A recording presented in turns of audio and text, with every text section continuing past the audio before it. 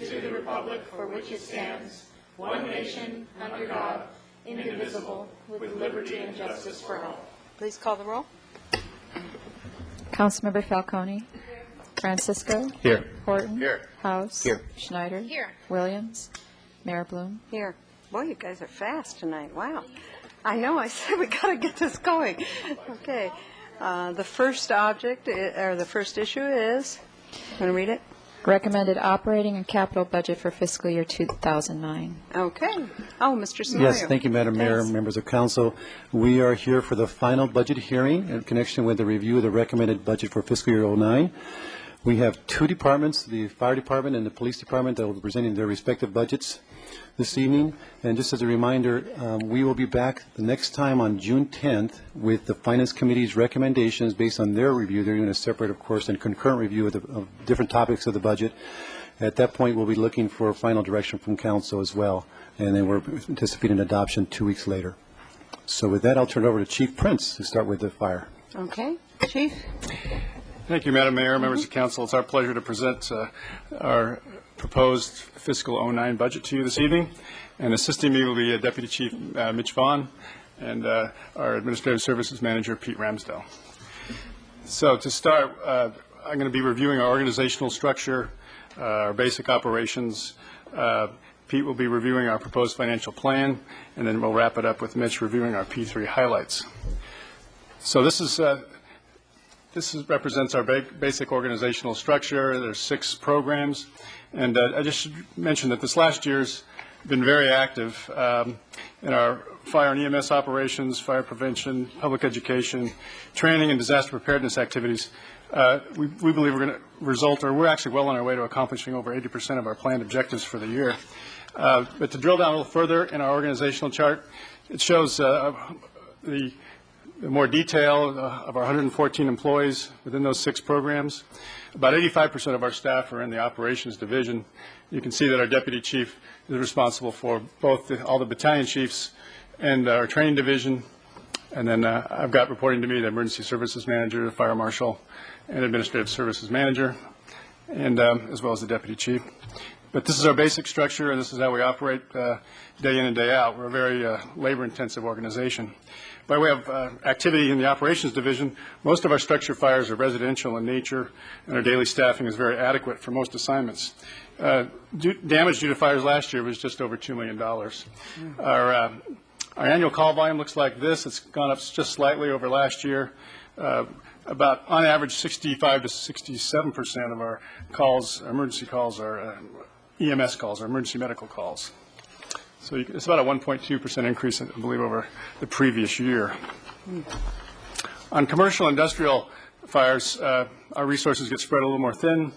We typically call for mutual aid on commercial fires. You can notice maybe a little difference in staffing here. The staff's more spread out. We had the house fire picture a minute ago that showed folks all over the roof. This is on a larger structure. We get spread thin quickly. Since January this year, we've had about 27 structure fires and a total of about 69 fires altogether, including wildland fires and vehicle fires. Last year, we had about a little over 500 hazardous condition calls. And about 100 of those, or 20%, are classified as hazardous materials incidents. That's fuel spills, leaking chemical containers, and so forth. Last year, we had about 39 vehicle fires. And this big rig fire, of course, on 101 was the largest vehicle fire of the year. You'll remember this, no doubt. In this particular incident, the only hazardous materials involved were the leaking diesel fuel tanks. So now I'm going to ask our Administrative Services Manager to walk you through the proposed financial plan for fiscal 09. As Chief Prince mentioned, we have 6 programs. Our budget by program is 80% for the operations program and then 7% for the ARF program. Now, we track those 2 programs separately for tracking expenditures. Functionally, they operate together, and so 87% of our budget is really for 24/7 operations type programs. The next largest program is a fire prevention program with 6% of our budget. Then comes administration with 4% of our budget. emergency services and public education with 2%, and then 1% goes to the general fund portion of our wildland fire suppression program. And we'll talk about the other portion of that later in the presentation.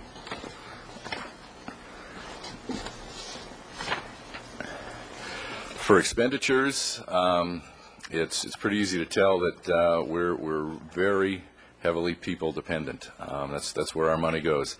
86% to our salaries and benefits, another 9% to the salaries and benefits of the carpenters, the electricians, the plumbers, the radio technicians, the computer programmers, and all the other support services in the city that we pay to keep our operation going.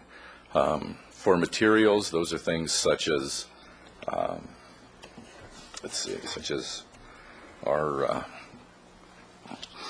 medical supplies, utilities, station supplies, equipment maintenance, training, personal protective equipment like turnout coats, pants, those types of things.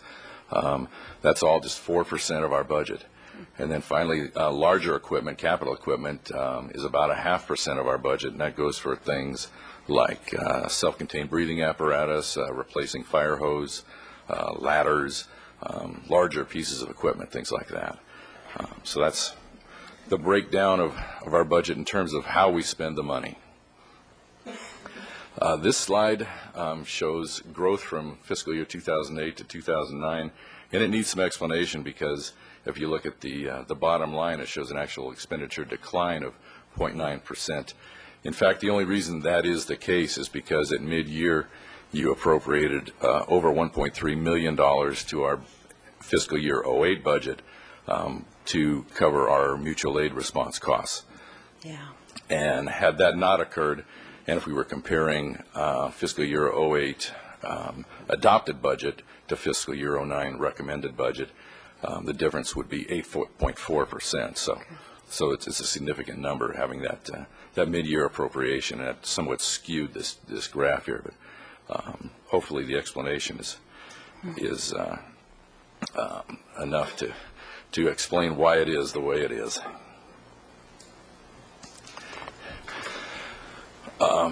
Revenue comparison here for Prop 172 sales tax.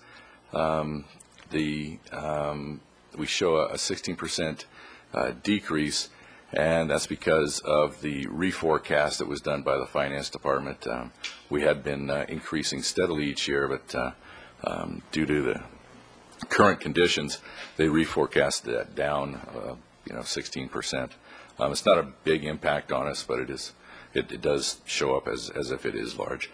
For mutual aid, that's again compared to the FY08 amended budget, and what we have proposed or recommended for FY09 is what we think a baseline amount, and we fully expect to receive quite a bit more than that, but we don't propose to actually budget more than that at this point. Other than that, we're showing pretty much normal growth across the board for all our other revenues. And the one thing I did want to point out is for this current fiscal year, between appropriated and unappropriated revenues, we'll actually have over $4 million in non-general fund revenue, and that's 20% of our operating budget.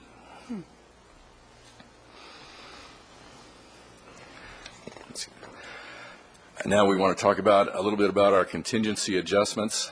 Our first adjustment was, and Chief Prince will talk about this a little bit later, we converted a vacant fire inspector position to a warehouse specialist position to give us a better handle on spending the limited amount of money we have for materials and equipment. Keeping track of our materials and equipment better is kind of the idea with that particular position. We had a vehicle replacement charge. We were being charged to replace a vehicle that had actually already been replaced, so we corrected that. So there's really not an impact on our budget from that either. The third thing here, reduced minimum staffing overtime. The way we calculate our minimum staffing overtime costs is to do a 3-year analysis of our paid leave costs, sick leave, vacation time, injury time, and those kinds of costs. And for the last 2 years, sick leave and injury leave especially have gone down significantly each year. And so we are able to reduce our overtime budget to, and this isn't going to affect services in any way. We just don't expect to need that much overtime anymore. We're extending the ladder truck replacement by 1 year. We have a replacement program whereby we're paying into a fund every year, and at the end of 15 years, there's enough money to replace that piece of equipment. The ladder truck is in great shape, and we don't see a problem with extending its life for 1 more year to replace it after 16 years as opposed to 15 years. The last thing on here is increased mutual aid revenue net of costs, and that means we are going to actually be now supporting our operating budget with, for this current year, we started with $100,000 of support to our operating budget from mutual aid revenue. Now in FY09, we're proposing to support our operating budget with $200,000 of mutual aid net revenues. That'll take $883,000 of actual mutual aid revenues to achieve the $200,000 of net revenues. But because of our mutual aid revenue experience, we think that's a reasonable thing to do, and that's as opposed to any other way to achieve a $100,000 cut or a $100,000 revenue increase. We wanted to talk a little bit. That's a general fund now, and now we're talking about the Wildland Fund. Yes, Mr. Yes. Horton. Can I ask a question on it? Sure, go ahead. On the 100,000, however, in terms of mutual aid, you incur giant expenses when you're somebody else's mutual aid, right? So, I mean, we have no idea what extra expenses you could incur, right? I mean, I don't quite see how that there's expense and revenue here with respect to this source. The cost side goes in your staffing, I'm guessing. Yes. Okay, so how does that play out? Okay, we charge for our staffing, we charge for our vehicles, and it's a preset charge, statewide preset charge, and we charge overhead. And what we have found over the last few years is for every $340,000 that we spend of actual costs, we get reimbursed $430,000. That's how it.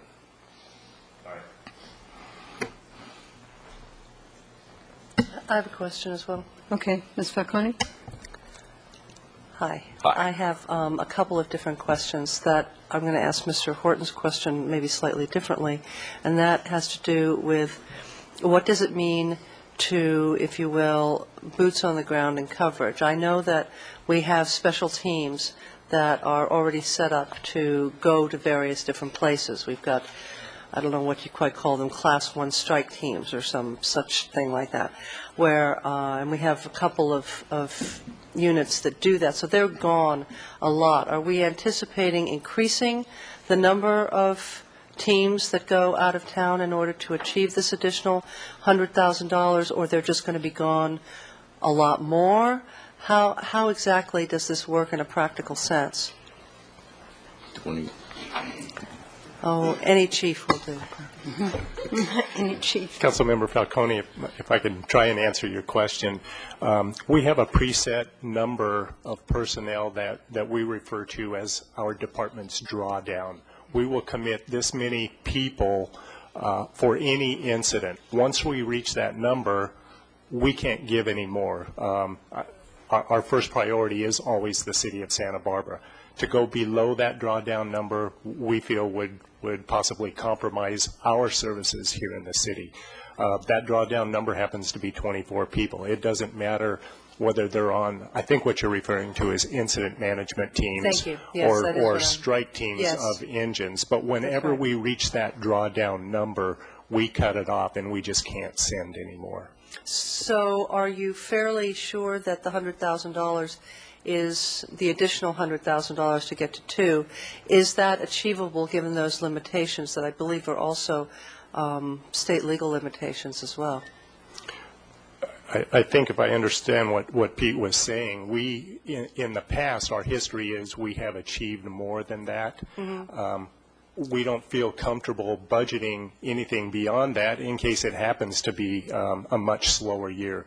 But indications, if you look at the last 2 years, the graph that was shown, we had this thing called the Day Fire and the Zaka Fire the last 2 consecutive years. And we sent Those- people to San Diego as well. And we had the fire siege of 2006. So that's becoming the average anymore. It is a lot of fires, a lot of requests, and a lot of participation from our department. We'd love a slower season. We would. Yes. That segues into my second question, last question, and that has to do with the reduction in minimum staffing overtimes.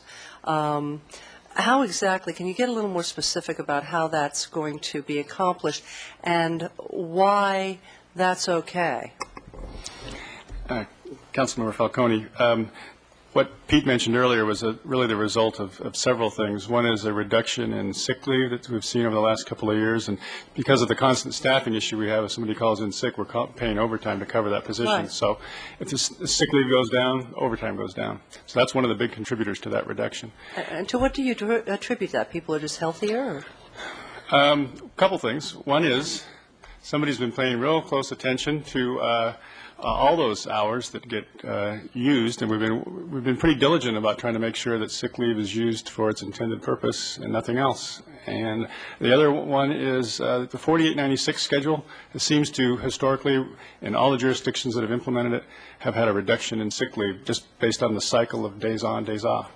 It's an interesting phenomenon. So it's almost 2,000 hours of reduction in sick leave use. So that translates to a huge savings to us in overtime. So the other piece to that is, we've had improvements in our modified duty program, where if somebody gets hurt, they go into modified duty, they go back to work quicker typically, and so that also helps us in our overtime arena. And just refresh my memory, in the fire department, is the sick leave accruable or is it use it or lose it? There's a buyback of up to 2 years. Is it a buyback? Yeah, I believe it's upon retirement. Oh, is it? Yeah, you can buy, or you can get credits, sick leave credits. Okay. I'm just wondering what the upon retirement. mechanism is so that people don't lose time that's owed to them. Yeah, we're not going to see that. Good, thank you very much. Mitch, did you have something else?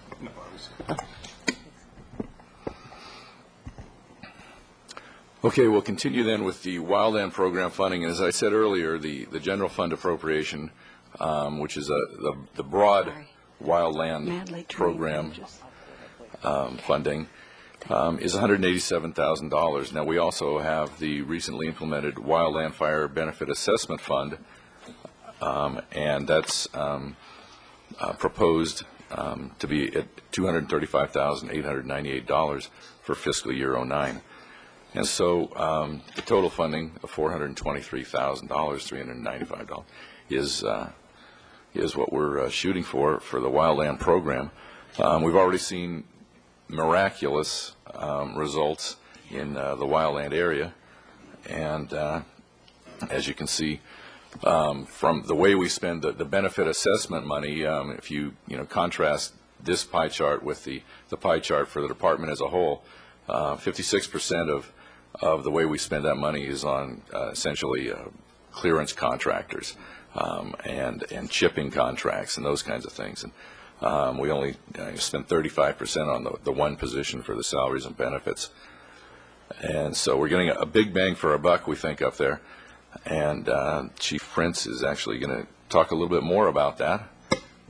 Yes, thanks, Pete. Just some quick highlights along those lines for the Benefit Assessment District. What's shown here is the part of town that we call the high fire hazard and extreme fire hazard zones, and the areas that are colored represent those two different high hazard zones.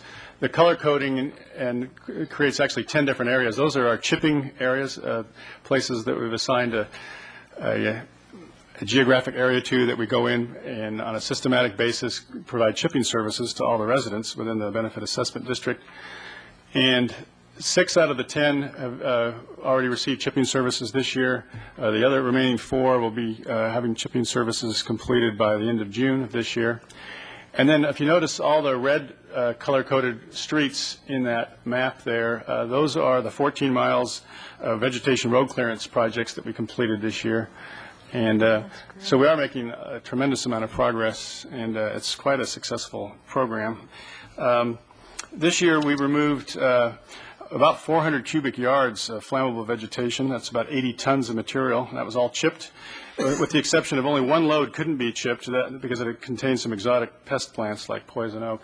So basically 97% of all the vegetation removed was recycled. So our goal was to try to make 80%, but we actually are this year up to 97% recycling all that chip material. So we're pretty happy about that. Good. I'd like to talk for a minute about some of our key projects and initiatives, and this first one is one you've heard of just a couple of times this last few years, the Fire Station No. 1 seismic renovation project. We just had our pre-construction conference this week, and the logistics behind this project, trying to keep the station open and operating full-time during construction, is going to be incredibly complicated, but it's we've talked to the general contractor. It's doable. It's just going to be a challenge, and it's going to be really interesting these next 12 months to see how it goes. But I think we've worked out a phasing plan that will make sense. We're also excited about this because of the LEED certification elements. This is going to be a really significant project for us in the city, and it's going to have a lot of initiatives that we want to emulate, I know, in future projects. One resolved issue with respect to the Station 1 project is we still don't have a permanent solution for a city EOC, but I am working with county representatives about the possibility or feasibility of a joint city-county EOC, and we're in the real preliminary stages. I haven't had a chance to get any details yet, but it's something that the county is interested in trying to promote, a joint EOC with us and some other cities, so we'll see where that goes. The other significant or key project I wanted to mention was the fire mitigation code enforcement activities we're going to be doing this year. You know, every year we send out notices, and we ask people to clean up the vegetation and create a defensible space around their homes. And this year we're going to kick it up a notch, and this is something that the Riviera Association and others in the high fire hazard zones have asked us to do, is to really kick it up with respect to enforcement. And so it'll be a focus area, going to shift resources that direction to do more enforcement. So that'll be a little bit of a change, and I think it's a good one.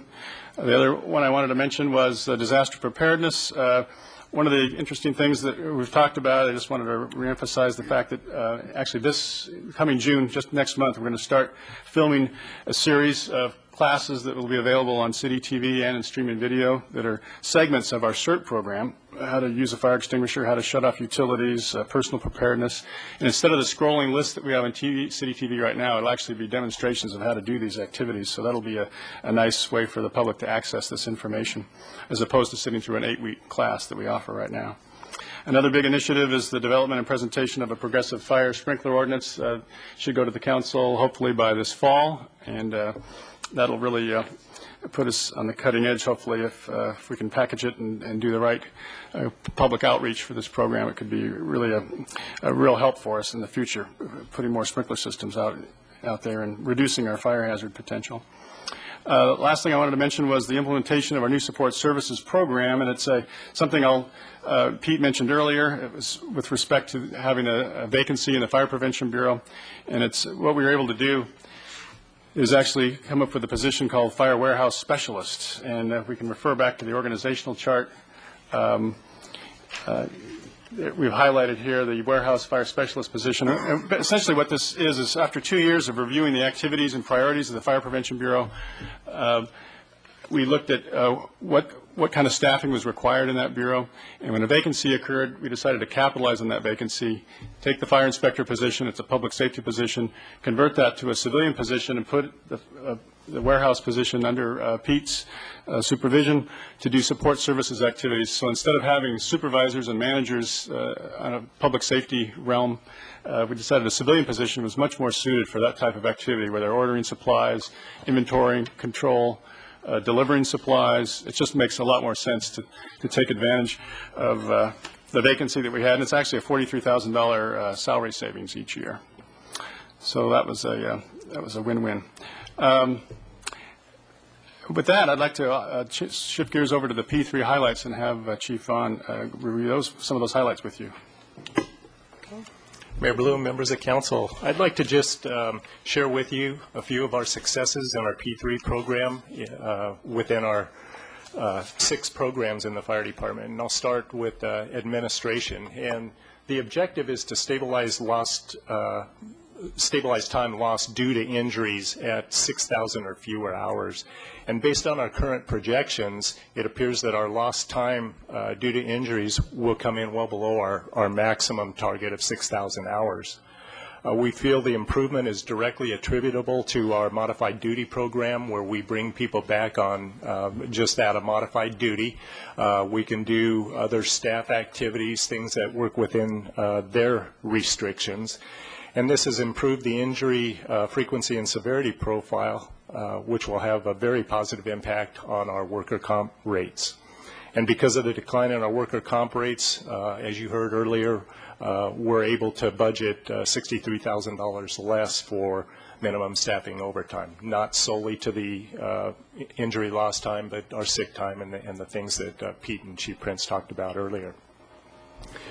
In our emergency services and public education program, our objective is to conduct 4 CERT trainings in fiscal year 09, and CERT is something I know you've heard a great deal about. It's an extremely popular and well-received class.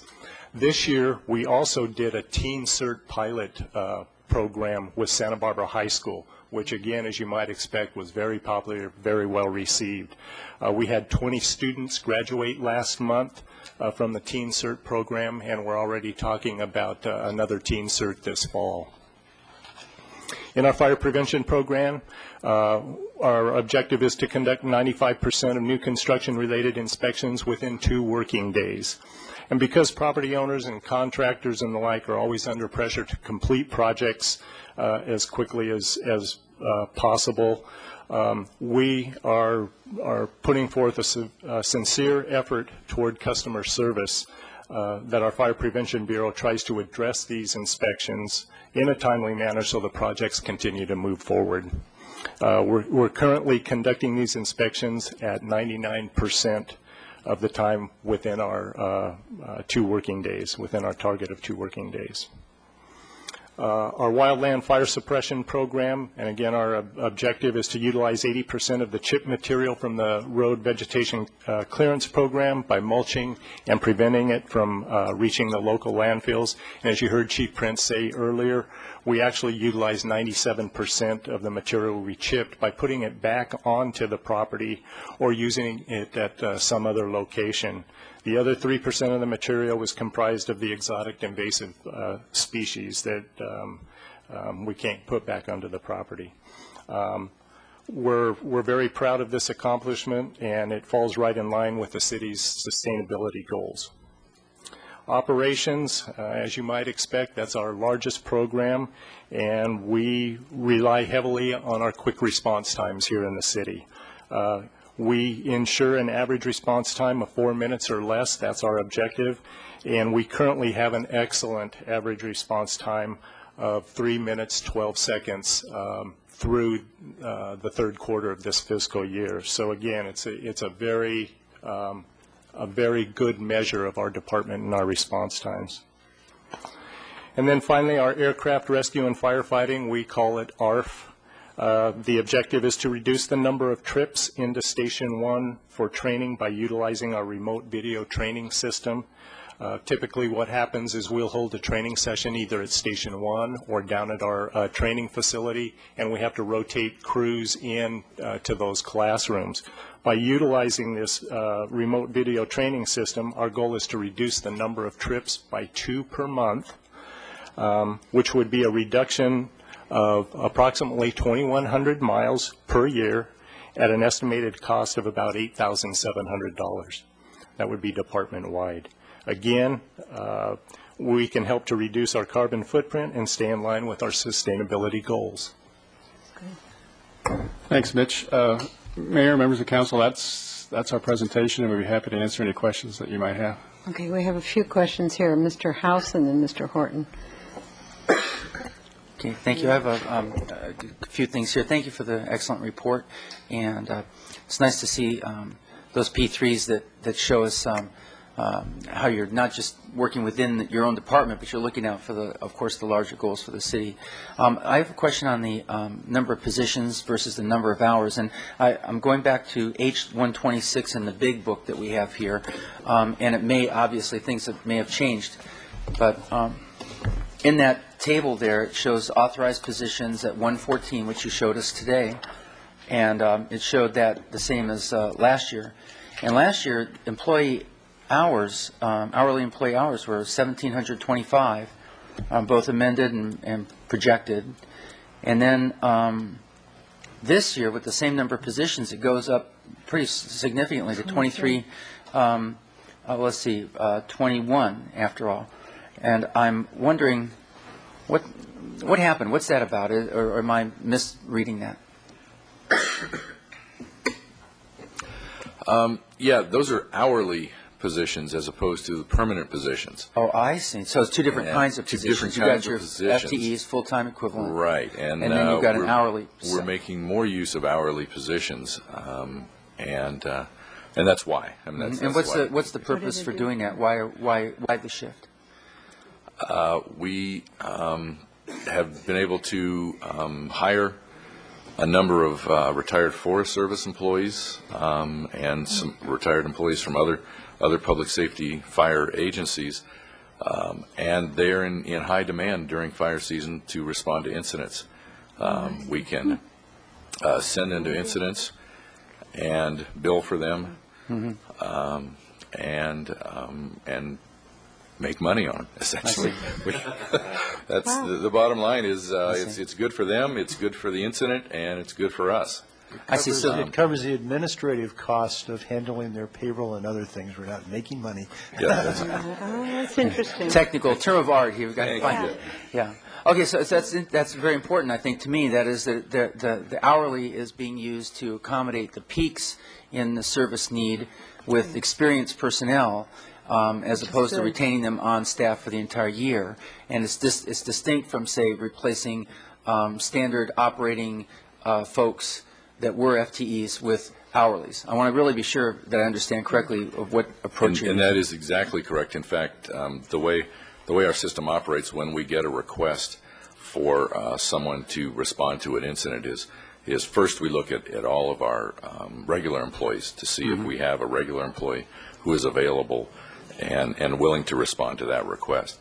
If we don't have any regular employees, then we make it available to the hourly employees. Okay. Understood. Very good. A couple more questions here, and then I'll let go of the mic here. On the mutual aid business here, it looks like we're net positive for our, if you will, investment. In other words, there's a balancing act between what we need and which we would be paying for, and what others need, which they pay us for providing the services. And when all the dust is settled, we come out in the black, basically. Is that my understanding of how that works? Yeah, without getting into this other technical problem. How I answer that? Yes, right. we somehow are able to achieve net revenues over our expenses, mostly because of the overhead charges and also because of the charges for our vehicles. Okay. Now, there's another kind of economy at work there, too, which I think I understand, but I want to also verify, and that is that when our staff go out to, our personnel go out on fires for mutual aid, in a way, they're gaining really precious training time, and they're learning from other situations and from other departments. And of course, that builds goodwill with this mutual aid approach. And then when they come back, they're even more capable. And in a sense, rather than us on a net basis, having to pay an extraordinary amount for that kind of training, when all said and done, that's accomplished its own costs, and yet our staff is at a higher level even yet when they return. Could you verify that for me, please? It seems like a pretty good deal. No, that's absolutely correct, Councilmember House. It's a win-win. They gain invaluable experience. They are more valuable when they come back in terms of being able to deal with wildland incidents here in the city. And they do make overtime doing it. And the incident, like Pete said, the incident benefits by having seasoned firefighters come in and help out. And we do recoup our costs. And so, yeah, it is a win-win situation. Okay, just a couple more questions then. From what I saw here with the wildland fire program, $200 and some thousand last year, and again, something about the same this year. Is that correct, that we're expecting to get as revenue from that program to use in the district that was created? Yes, from the Wildland Benefit Assessment District, yes. And then that goes right back to the district itself in terms of services, and a big part of which we're contracting out for the clearing of the trees that hang over the streets and for the chipping services and all that. Yes, that's correct, Councilmember House. That's, in fact, all the money, and it has to, stays within the Wildland Fire Benefit Assessment District. The employee that we have that runs that program specifically runs that program and has no other collateral duties. Have the for the enforcement effort that's about to come up, and also the anticipated sprinkler program that you just mentioned, in the budget, does that include the dollars that's going to be necessary for the public outreach, or for even in the enforcement for advanced notification for the neighbors and the people in the district, that enforcement's on the way? I mean, is there sufficient funds already in the budget, or do we need to achieve that somehow outside of what's being proposed here? Councilmember House, every year we send out these notices, and it's a May 15th notice. It's actually coming out this week, and it gives other residents, not only in this area, but also the other high fire hazard areas of town, a 30-day period to do vegetation clearance.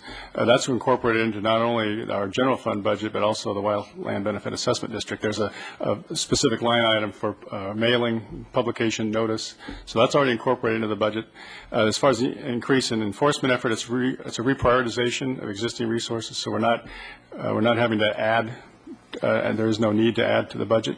As far as public outreach goes for the sprinkler ordinance, those are going to be things that we would do, public hearings and so forth, public neighborhood meetings, whatever, and it's not going to take an extra amount of hourly staff or our own staff. It's reprioritizing, redirecting our current resources. Well, a similar question then for the Emergency Operating Center, or Operations Center, EOC. Money set aside for that in anticipation of our ability to work something out cooperatively with the county, or is that going to be something perhaps in the next budget cycle or in the mid-year revision, or where does that stand? Because I didn't see actually a line item here in the budget so far for the this effort actually just presented itself as an opportunity just a few weeks ago, so we don't have it incorporated into the budget. If it looks like an opportunity that the city's interested in pursuing, at least in terms of some design feasibility or conceptual plans, I'll be talking to CAO's office and to see if it's something we want to bring before the council to make that kind of decision, just to see if we want to play out that opportunity. But you're giving us a heads up right now. It's just a heads up. It's brand new. It was just presented to us just a few weeks ago. Okay, the very last thing is in the P3s, the fitness training I have as a listed thing here, but I don't see it here. I noticed that our deputy chief is out at the track each morning working out, and he's round and around he goes, and he's fit as can be. And but what about for the rest of the crew? I don't see that as one of the P3 things here. I see a lot of things to avoid injuries and training sessions and that kind of thing. Did I miss it? Is there something on here that really helped the folks in our force stay fit? Well, Councilmember House, I have to commend you as well. You're out there most mornings also. We do have a physical training program in the department. It's a mandatory program, and we've had it for probably 25 plus years. We don't have any measures or objectives that we use to measure, but I think what you would see, and this is just speculation, but if we did not have a physical training program, my guess is we would see injuries on the increase, we would see greater utilization of sick time and things like that. It's a fact that, a healthy person doesn't use those types of leaves or isn't injured as often. Great. Thank you very much for that, and thank you very much for your report. Thank you. Mr. Horton. Mr. Schneider. Are the trucks replaced on engine hours or miles? And then on page D41 of in the small book, the P3s where your individuals reached through safety programs is down, and the high-risk individuals through public safety is also down about in half. Is that because you've already trained everybody, or there's less people that need training? Well, Councilmember Horton, that was an effort on my part to get more realistic numbers with respect to actual public safety education programs. And what we saw in previous years was everything that we did, even station tours, was included in that big number. And so the new number you're seeing is more intensified public education efforts, so it's gone down. There's a corresponding relationship between the high-risk individuals as well. Most of those are children. And we're trying to not, at least from my perspective, I didn't want to add numbers to efforts where we send children through on a station tour and call that a public safety endeavor or an educational endeavor. So I take the hit on that one. It is. I'm glad you picked that up, though, because that is a big change from previous years, and I want to be able to explain that. Your first question, though, about the apparatus replacement, it's done based on age, and our plan is to every 15 years take a unit out of frontline service and put it into reserve status. But, you want to add to that? Oh, go ahead. The replacement schedule is actually based on the National Fire Protection Administration guidelines, recommendations of frontline in service for 15 years and then in reserve status for an additional 10 years. So we get 25 years of life out of an apparatus. So it doesn't deal with engine hours then? It doesn't. Okay. Thank you. Yeah. Mr. Schneider? Mr. Horton took my P3 question away. But I had another question. First off, thank you for the report, and thank everyone for the work they do each and every day. It's our first budget hearing since the Zocker fire and seeing all that money coming in, and just incredible that all the work that was done in coordination with other agencies. And this leads to my question, actually. If you could put up the map of the Wildland Fire Assessment District. And I asked this last year, and the answer was, we're working on it, so I wanted to get an update. The big white gap in the middle being Mission Canyon, which is in the county and not the city, and obviously a wildland fire could care less what jurisdiction it's in. And how, in terms of relating to clearance and shipping areas and so forth, and working with the county fire department in trying to bridge those gaps of potential fuel, and also in Sycamore Canyon, especially with the road being closed. Has there been additional conversations about how we can do that, and if you can talk about that a little bit? Yes, Councilmember Schneider. Actually, we've met with county staff several times this last year, and we actually introduced them to the engineering firm that did our benefit assessment district, SCI Engineering, and John Bliss, who's been before the council many times. So he's made a presentation to them to show them how they could do the same thing in Mission Canyon. I know that they're working on it. I haven't talked to the county fire chief or county staff in a few months, but through the course of the fall and this winter, we've had several conversations about it. I can't honestly tell you where they're at, how much closer they're getting to try to establish a benefit assessment district. Frankly, I haven't heard any plans on the Sycamore Canyon side, but I've heard a lot of discussion about the Mission Canyon piece there. And I know they're very interested in it. And it may be, I know they're working on the math because there's a lot fewer parcels there than what we had. We had 3,500 parcels in our benefit assessment district. It's a lot smaller number, so I'm not sure that they could make it work out and have it produce enough revenue to have a visible impact. But again, I haven't had an update from them in a few months. Okay. Well, as that conversation moves forward, it'd be good to get updates about that. And obviously, Mission Canyon's a little more high risk than Sycamore Canyon, but and I know there's the Botanic Gardens project and how that relates to it. That's been a big popular and controversial topic and how that relates to fire safety. So I just appreciate keeping up to date when we know more. Thank you. Mr. O'Connor?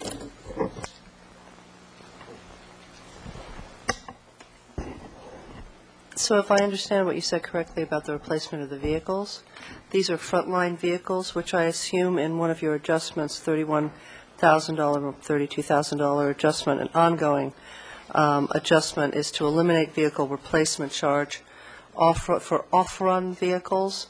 What is an off-run vehicle? I know what an off-road vehicle is, but I don't think I know what an off-run vehicle is. That particular vehicle is no longer in frontline service. It's the squad vehicle, and it was just replaced with the large, what we call our heavy rescue squad vehicle now. And so once a vehicle gets replaced, we don't get rid of it right away. We keep it in reserve status, but we don't pay replacement charges on it on an annual basis anymore. Okay. Because we've already replaced it, essentially. All right, so that's a no harm, no foul kind of an adjustment. Exactly. Okay, great.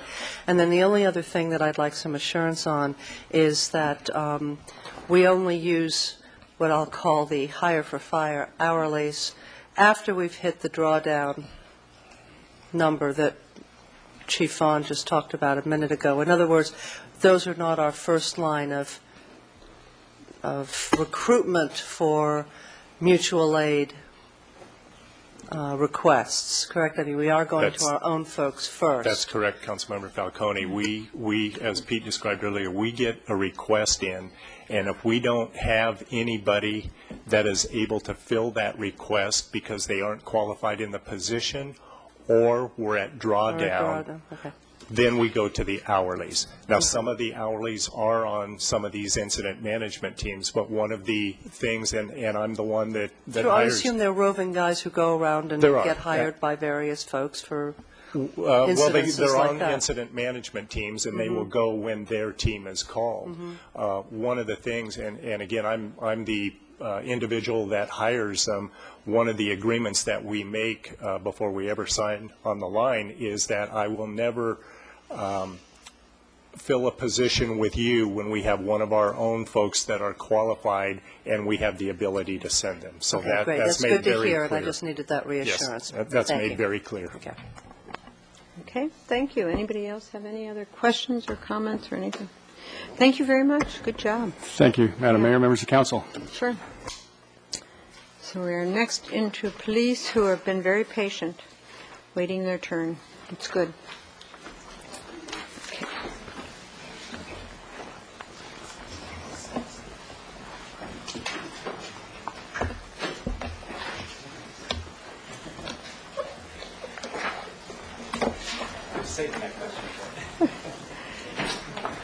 I think you should ask it. We'll make you ask it.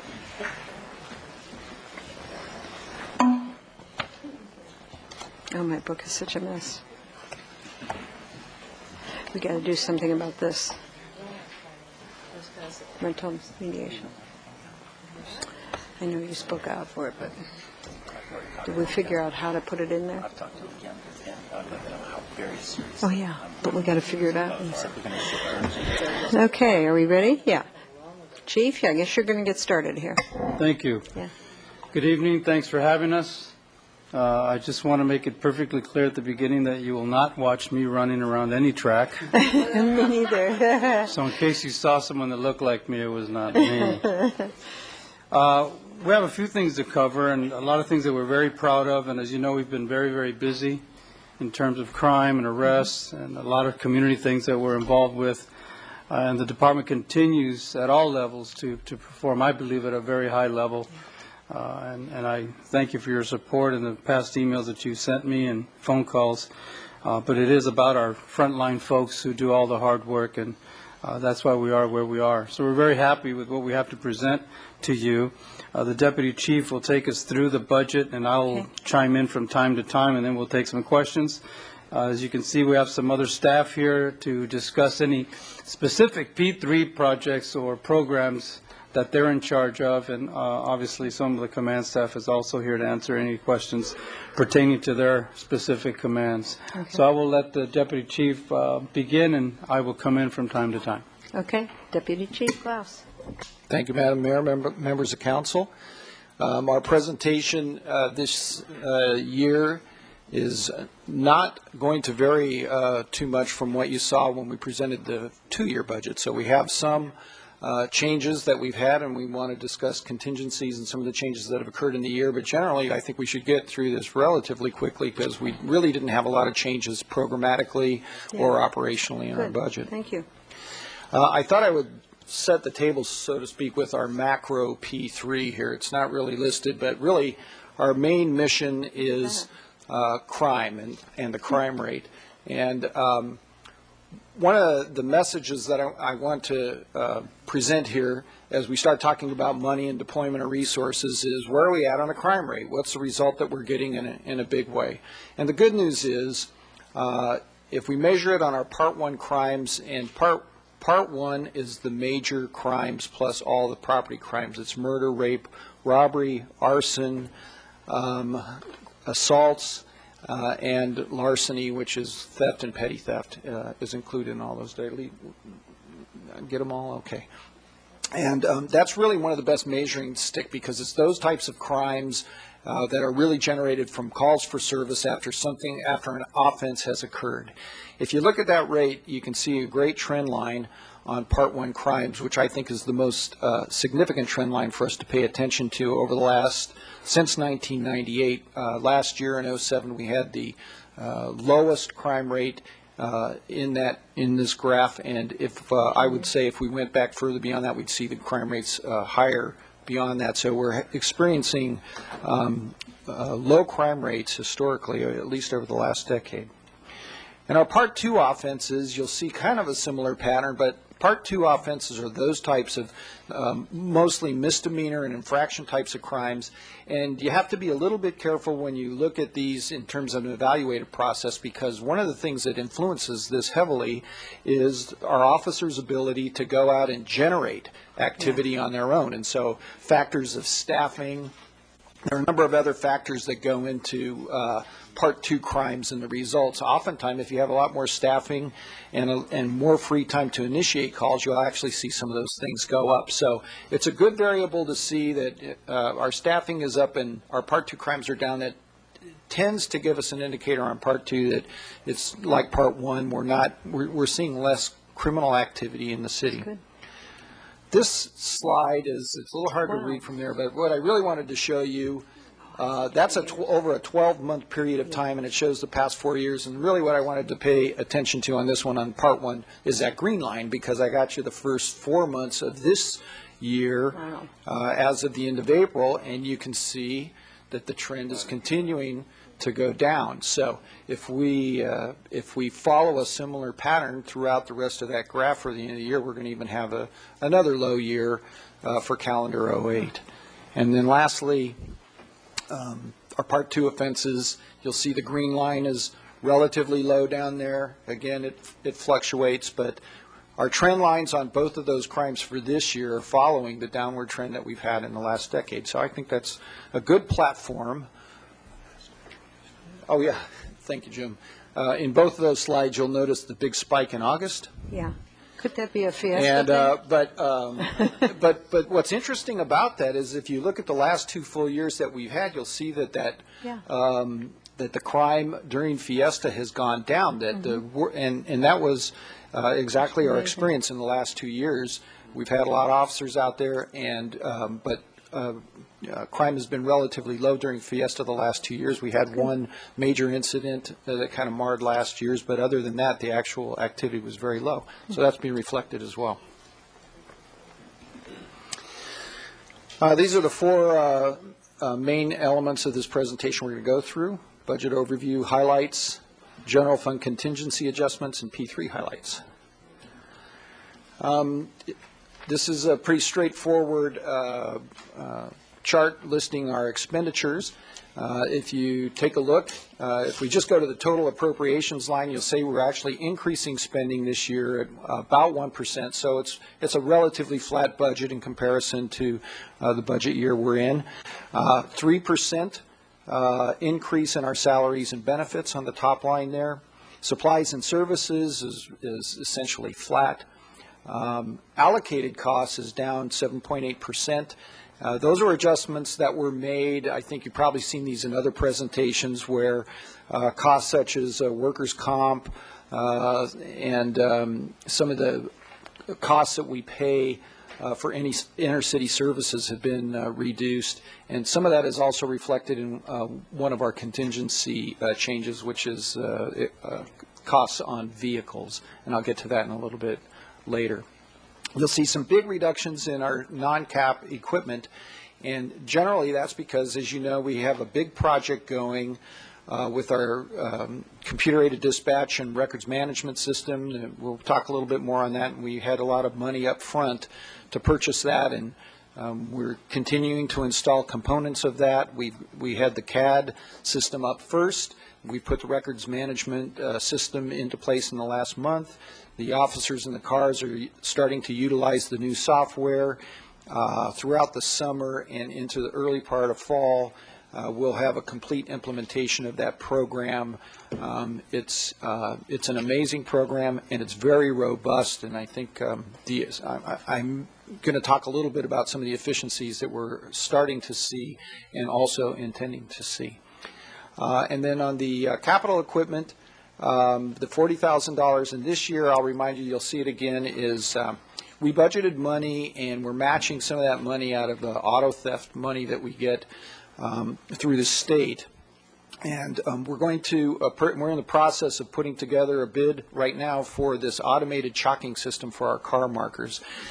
We've talked to a lot of the people, the cities that already have the equipment that we're intending to buy, and it keeps getting better, like all technical equipment, and they're speaking very highly of the efficiency and the ability to do a lot more coverage and replace the old chalk stick methodology, which, as you know, not only is it less efficient, but it also caused a lot of injuries for some of our employees, one severe one. So we're anxious to get that in place. And the theory being in fiscal year 09 that we do have a vacant position. We don't know where we're going to go, but once we get this one implemented, if it works as planned, then we'll use salary savings to buy a second unit. And the vendor, we've been talking about getting 3, but the vendor seems to think, based on their analysis of our workload, that 2 might be enough. So we'll have to play with that, but it's an extremely efficient system. And I think you're going to need some kind of education, because so many people go out and look for that white chalk mark and then move their cars. So we're going to have to tell them, no, you don't do that anymore. You got to watch your watch. That's a good point. I think we'll have to do a public awareness campaign, because this is a computer with a camera that just records it and then alerts us if the car hasn't moved. It's quite sophisticated. My parking tickets so well. So the growth in terms of real dollars there is at the very bottom line. We're, essentially our budget is flat over this year. We're increasing $305,231, or about a 1% increase in expenditures. If you look how we're going to spend that money, this is the big pie chart. It looks kind of like the fire department and the general fund. We're up to 87% for salaries and benefits, so it's our people who cost. I believe we've got to err on the full-time equivalents. It should be 212. I just caught that. We changed it today, and I'm sorry I didn't see it. So I believe it's 212 on our FTEs. That's a reduction of 1, and I'll talk about that in another slide. Our supplies and services is 7%, allocated costs 5%, and equipment is 1% of our budget. We have 20 programs. It lists 21, I believe, but because we actually, in the budget, show the street sweeping component of our parking enforcement as a program, but operationally we just treat it as one unit. And it's divided up into 4 main sections: the chief, staff, and support, 5%. We spend 5% of the money. Patrol, which has a number of the biggest programs, of course, 60%.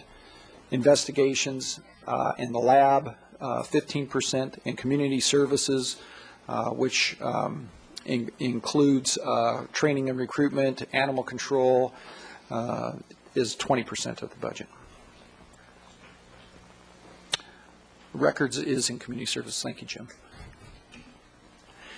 Let's take a look at the changes in revenue here. Again, you saw in the last presentation with fire, the Prop 172 sales tax reduction, and that's a number also that we get from the Finance Department's analysis, and it's consistent with probably what you've seen in general sales taxes.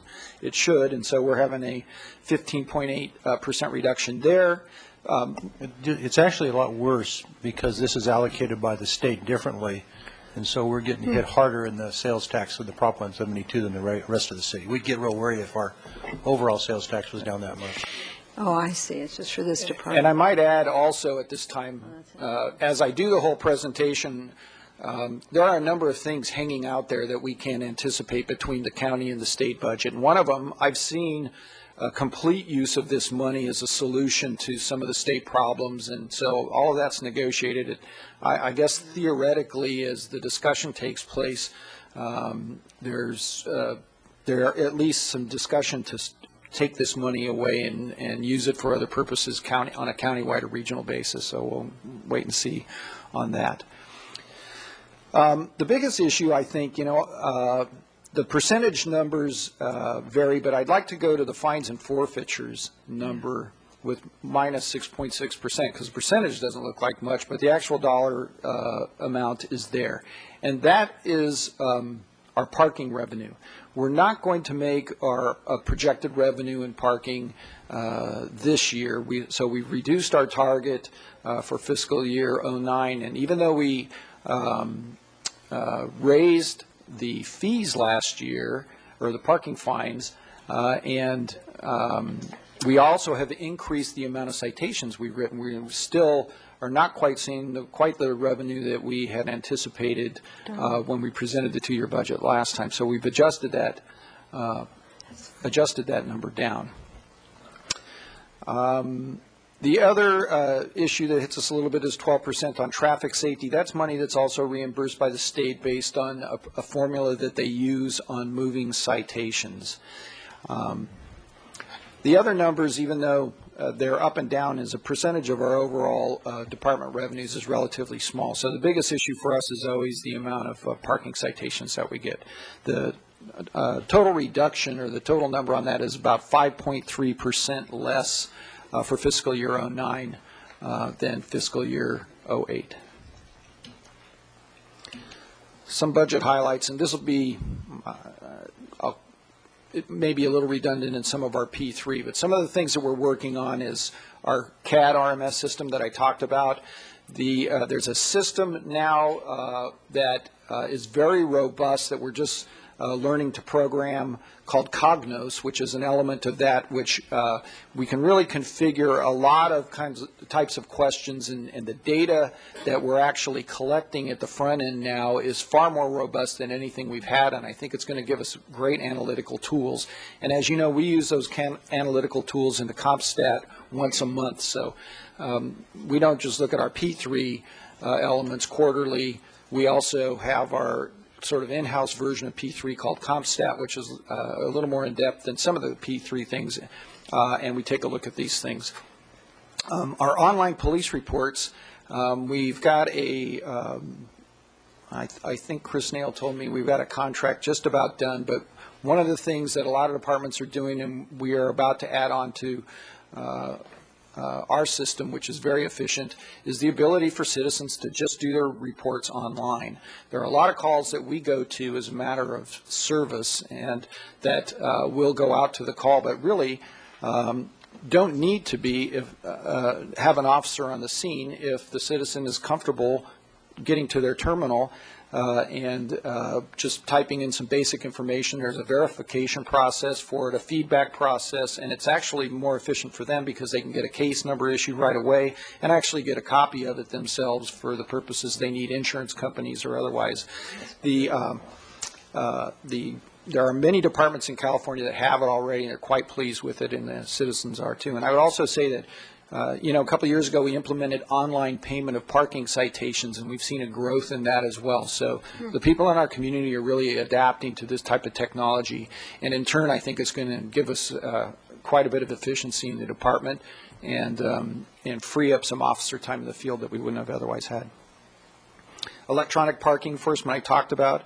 And then, as you know, in the youth youth violence area, the city, not only do we have the enforcement component of that, but the city is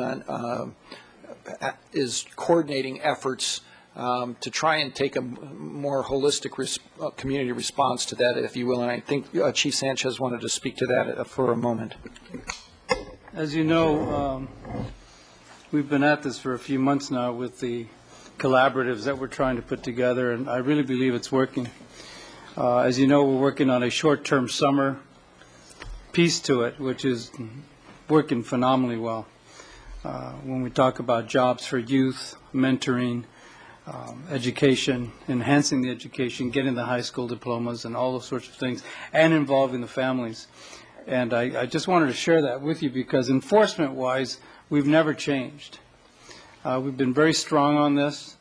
And if anything in the Detective Bureau that has never been depleted at all in terms of people has been our youth services area in the enforcement field. So we continue to hit that very, very hard.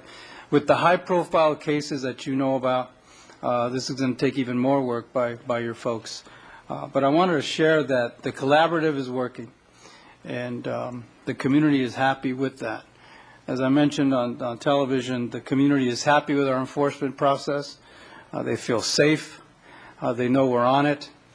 They know that we are policing the city to the best of our ability, and that the enforcement piece is just huge. People have asked us, you know, if the police department supports prevention and intervention, and we do, and we've been a big part of that, as you know. But it's our opinion that without solid police work, you can't have those other two work at all. I think enforcement is a huge piece. We're never going to back off from that.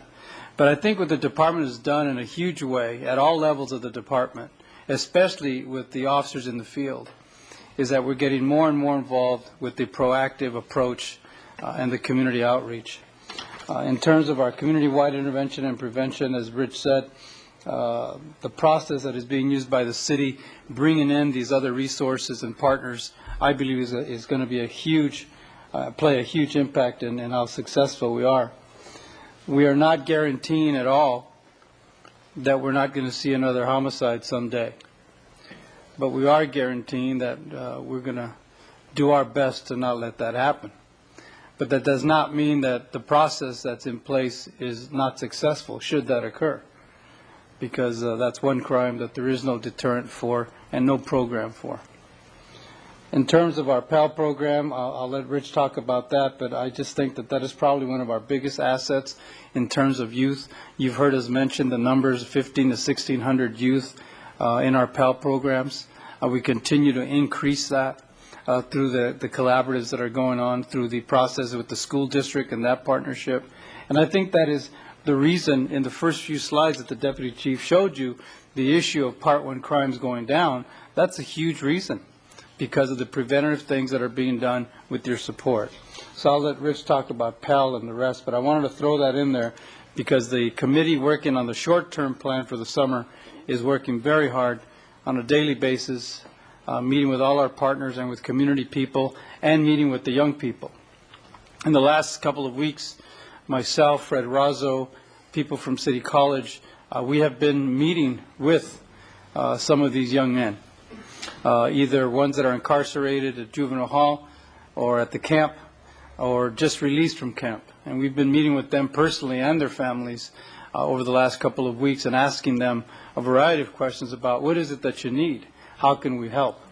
I had a young man ask me the other day who, last week at McDonald's on Milpas, said, "Are you the guy that can help me and or send me to prison?" And I said, "Yes, I am." "Which one would you like?" He says, "I need a job and I want to get out of gangs. Can you help me? And can you help my younger brother? And can you help my mother?" And when we start talking to the patient, I think we're going to find the medicine a lot sooner. And that's what we've been doing. We've been spending, my staff and I and the staff at the school districts have really played a key role in reaching out to those that we're talking about committing the crimes. And again, I say that we can't save them all, but we'll save all we can. And this afternoon was a graduation, the largest graduation at Los Robles School, which is the high school at the camp. today was the largest in the history of young men graduating with their high school diplomas, half of whom received scholarships to go to City College, and it was a packed house. And I believe that there is hope for a lot of these folks, and I think the city's doing an outstanding job with Parks and Rec, our PAL program, your support, and the officers out in the field. We sit in a very precarious position because we're the cops, but we're also playing a huge piece in the intervention and prevention, and part of that is PAL and DARE, and I thank you for your support on the other issues, and I'll let the Deputy Chief continue with the PAL and DARE issues. Sure. Mr. House has a question for you. Yes, sir. Chief Sanchez, what I'm about to say, I don't want you to shoot the messenger. I just want to convey to you some of the stuff that we've heard, all of which has been in your comments now and what we just saw a few moments ago from Deputy Chief Glaus, completely turned on its head. We've heard people say that they're concerned that the funding for law enforcement has been cut, the number of officers on patrol is down, crime is up, the city is soft on crime, and the department is not fully supported in addressing juvenile crime. And that's not my experience at all, but we've gotten that kind of communication. We've seen it in publications, we've seen it in our emails, and I just would like, I think you've pretty well nailed it, but I want you to just take a moment and address that kind of criticism of our effort. Well, I think that it is unfair criticism. I think the criticism comes from individuals who are easily criticized but never step up to the plate to be a part of the solution. And I put them in the insignificant box because we have community members who continually call you and tell you what a great job the police department's doing, what a great job Parks and Rec is doing. And I think we just, I really think that if we're not being criticized, we're not doing our job. And I think we just got to take it with a grain of salt, take the high road and move on and continue doing what we're doing. There will always be criticism. But I think in-house, in the City Hall house and the police house, we take our job very seriously. But I don't take the criticism seriously because the truth of the matter is it's completely incorrect. We continue to share this with a variety of folks who have criticized us. But we know what the truth is, and even more important than that, the community we serve know what the real truth is, and we just have to go on and move on. So I don't take them very seriously, because if they were serious about helping, they'd step it up. Thank you very much, Chief Sanchez, and I just want you to know how much you have our support. Thank you.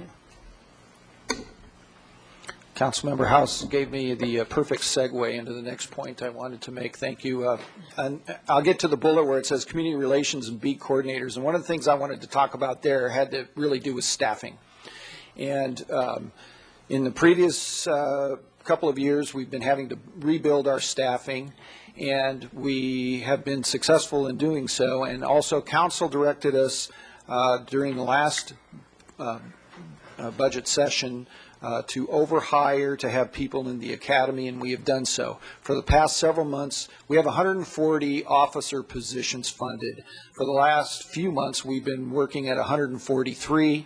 We have 6 in the academy right now, so I believe that was your intent in giving those instructions to us. And we had a couple people retire recently, and so we're at 141, so we're still +1. But what has that allowed us to do? For the field strength, where we were suffering were in some of the areas, and community relations beat coordinators was one, where philosophically we believe in community-oriented policing and problem-oriented policing, which takes some labor to get out there and be proactive and do problem-solving before it turns into crimes. Because our staffing is up, and because we're continuing to send people to the academy to maintain the flow with the attrition, we've now refilled a number of these positions, and it's starting to pay dividends for us. We're getting back to doing more outreach, more community-oriented policing, and more problem-oriented policing, and hopefully we'll be able to sustain that. So far, it looks like we will. And then my last bullet on there is police facilities is a key project, and as you know, we've had continuous discussion about the state of the building, and we did a few years ago, we put a lot of capital money into the records lobby area and serving the public well. We're now focusing on trying to remodel the locker room for our employees, which is in deplorable condition for those of you that have seen it. But it's grown because so much of the infrastructure needs help. But we are still working with that. You allocated some money for that. We're in the planning process. You're probably going to be hearing about our progress in that respect and what some possibilities are in the future. In the not too distant future, you'll hear about that. Proposed fee changes, this amounts to about I think $45,000. I got another slide, but there were just a few areas where we thought that we needed to increase the cost of doing business just a little bit to do some cost recovery, and most of these don't even do the cost recovery for the amount of time that we put into them. So this year we're proposing that we increase the alarm permit, the cost of getting your annual renewal for your burglary alarm to $10. Anecdotally, we had one guy this year that kind of told us that for the amount of money we were charging him to write his check, he didn't really hardly think that was worth it. He was sort of advocating for an increase. Some of the penalties for repeat offenders were increasing from $5 to $20 on a scale depending on the number of times that they violate within a year. And our special events permits are very low for the amount of work our staff has to put in. And as you know, we have a tremendous amount of staff time just into the planning process of things that people want to do in town. And even $60 increase doesn't come close to any type of cost recovery, but we think it's a reasonable increase. And most of the people who do these things would be more than willing to pay them. As I said, our budget is very similar to what we've got. We have no changes to any programs. We do have a couple of minor personnel changes. We added a sergeant to the chief's staff, and I probably used the wrong terminology with added because our total sworn strength remains 140. But we did take one officer position and turn it into a sergeant position. As you know, several budget years ago, as we were reducing staff, we used to have a lieutenant that was the PIO and also ran some other functions. We cut a non-sworn managerial position at that time and used that lieutenant to take over that position. And then we were kind of having the lieutenant in the detective bureau kind of work as the PIO, and it was functional, but it wasn't real efficient. And so the chief had some outreach things that he wanted to do, so we took some of those programs that he did in addition to the PIO function and moved a sergeant into that position.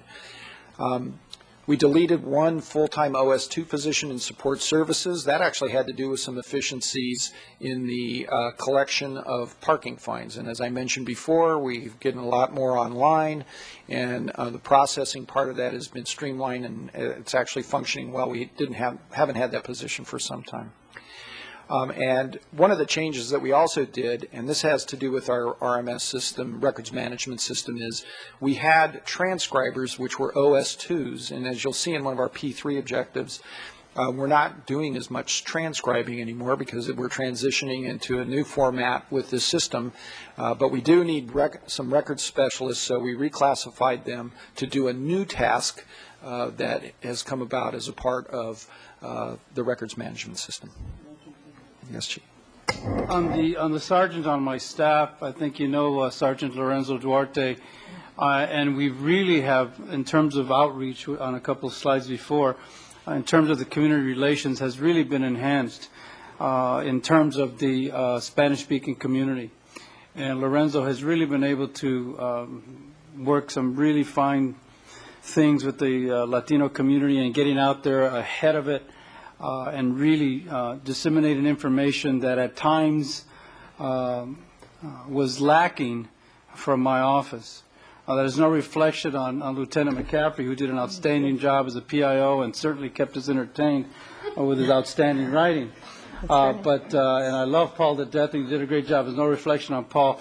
But we were able with this position to get into the Bureau with the lieutenant spending all of his time there, which was Lieutenant Martel, who's here. But in terms of the outreach, I can't tell you what a great job he's doing in terms of outreach to the Spanish-speaking community and being there on the radio and the television on a weekly basis and really nipping a lot of things in the bud that are not quite clear sometimes that might get out in the press.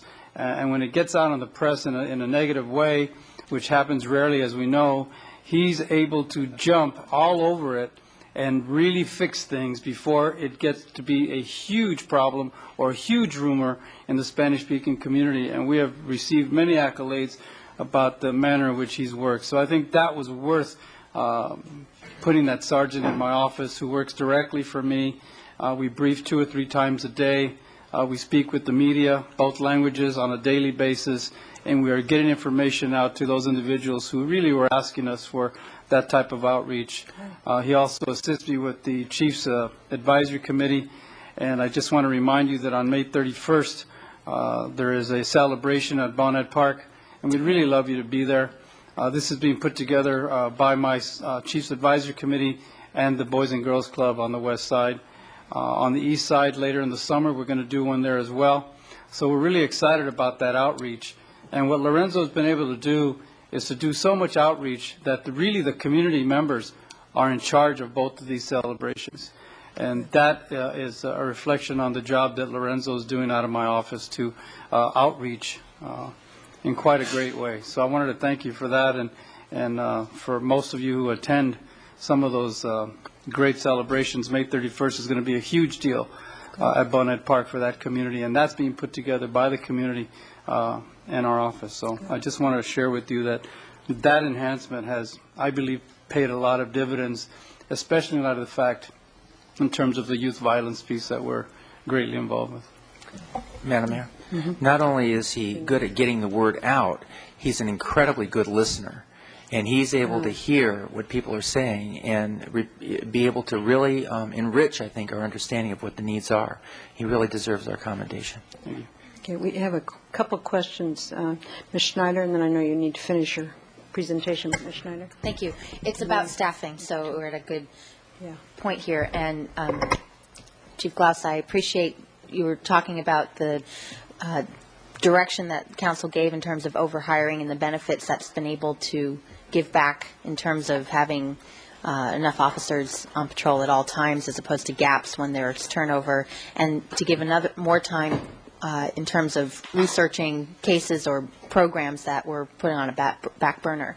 And I bring that up because the one thing, and I know you're going to get to it, but maybe as you get to it you can explain it, that concerns me about the suggested adjustments is holding a police captain position open for 6 months. And because for all the reasons that we just talked about why it's good to be at full staff at all times, why then do we, I mean, I know we have budget issues, but in terms of the long-term effect and the reduction and prevention piece of it, that one to me screams out as something that, with a lot of question marks about why I know we're not deleting the position, but even keeping it open vacant for 6 months, what are we not doing by having a position there, by not having that position there? So I know that probably is coming up, but I thought this was a good time to ask the question. It's coming up, and I'll be happy to answer it now, and then we'll just get out of the way because I knew that question was coming. There were no easy.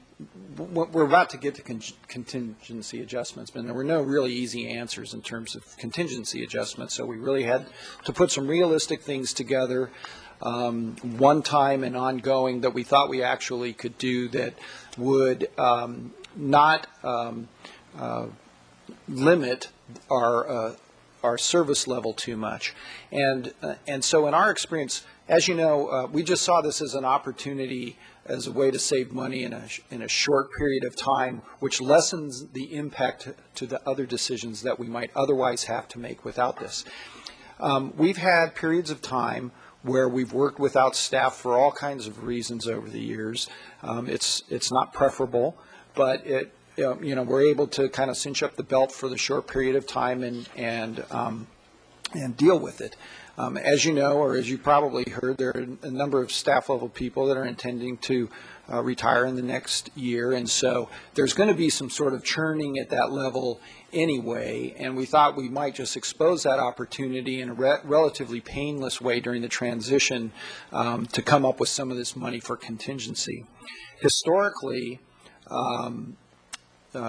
prior to Chief Sanchez coming, some of you may remember that we ran the department for many months with a chief and two captains. I was one of them, Captain Johnson, and Jack McCoy was the chief of police at the time. It wasn't easy, but we had plenty of lieutenants that know how to help, and we have staff below that we can delegate to. And so for the short run, I think it's very doable, and without much stress on the organization, and probably very limited, if any, service impact noticed by the citizens in the short run. I think the management team collectively can compensate for that for 6 months. And since we're having some movement anyway, it just looked like a good opportunity to save a serious amount of money with a limited amount of impact. So is part of this then anticipating savings in turnover costs that normally happens anyway in the department? You're saying there's some retirements coming, and so there's going to be,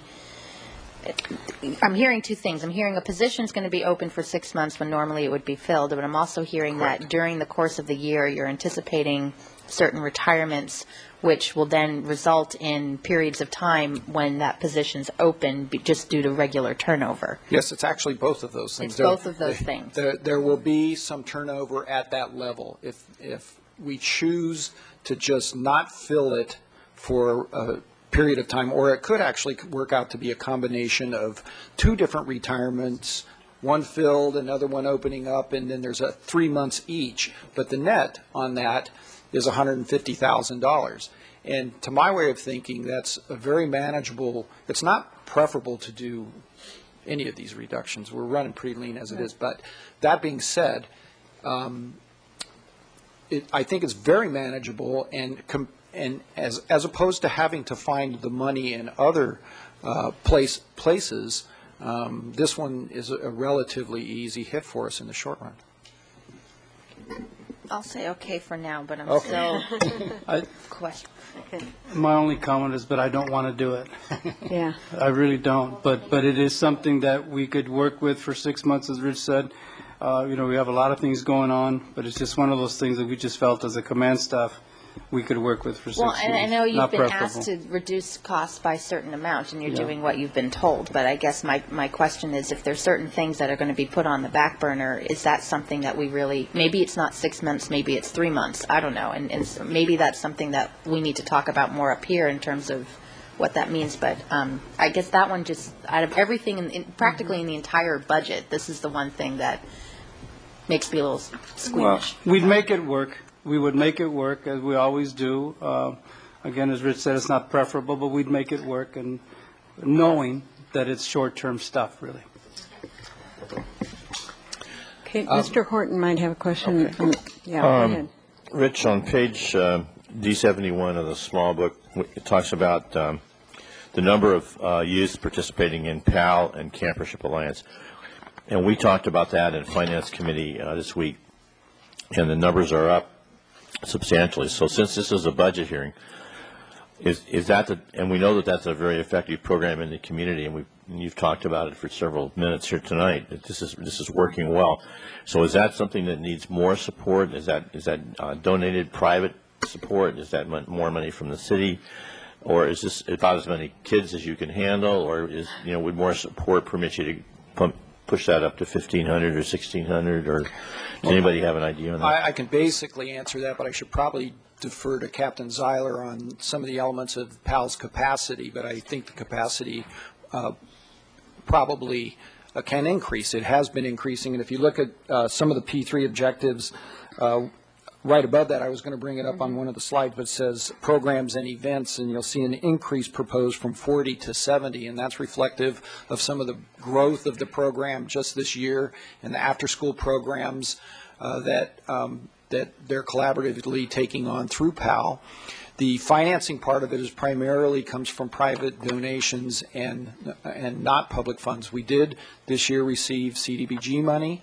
for the first time as a result of that. And then we also took some asset seizure money. There's a portion of asset seizure money, drug money, that is supposed to be used for prevention programs for precisely the types of things that PAL did. So I think a few weeks ago on one of the consent calendars, we moved some money out of asset seizure and appropriated it over to PAL, $20,000. It wasn't a big amount, so we've supplemented it that way. And then, of course, the city and the taxpayers of the city, through our personnel costs and our overhead costs and the types of things, our in-kind participation in PAL is huge. So it is, and it's real money. We're paying for the PAL officer, and Captain Zeiler spends a tremendous amount of his time administering that, as well as some of our other staff. So I hope that answers your question. If you want more specifics about capacity, Captain Zeiler could answer that. Okay.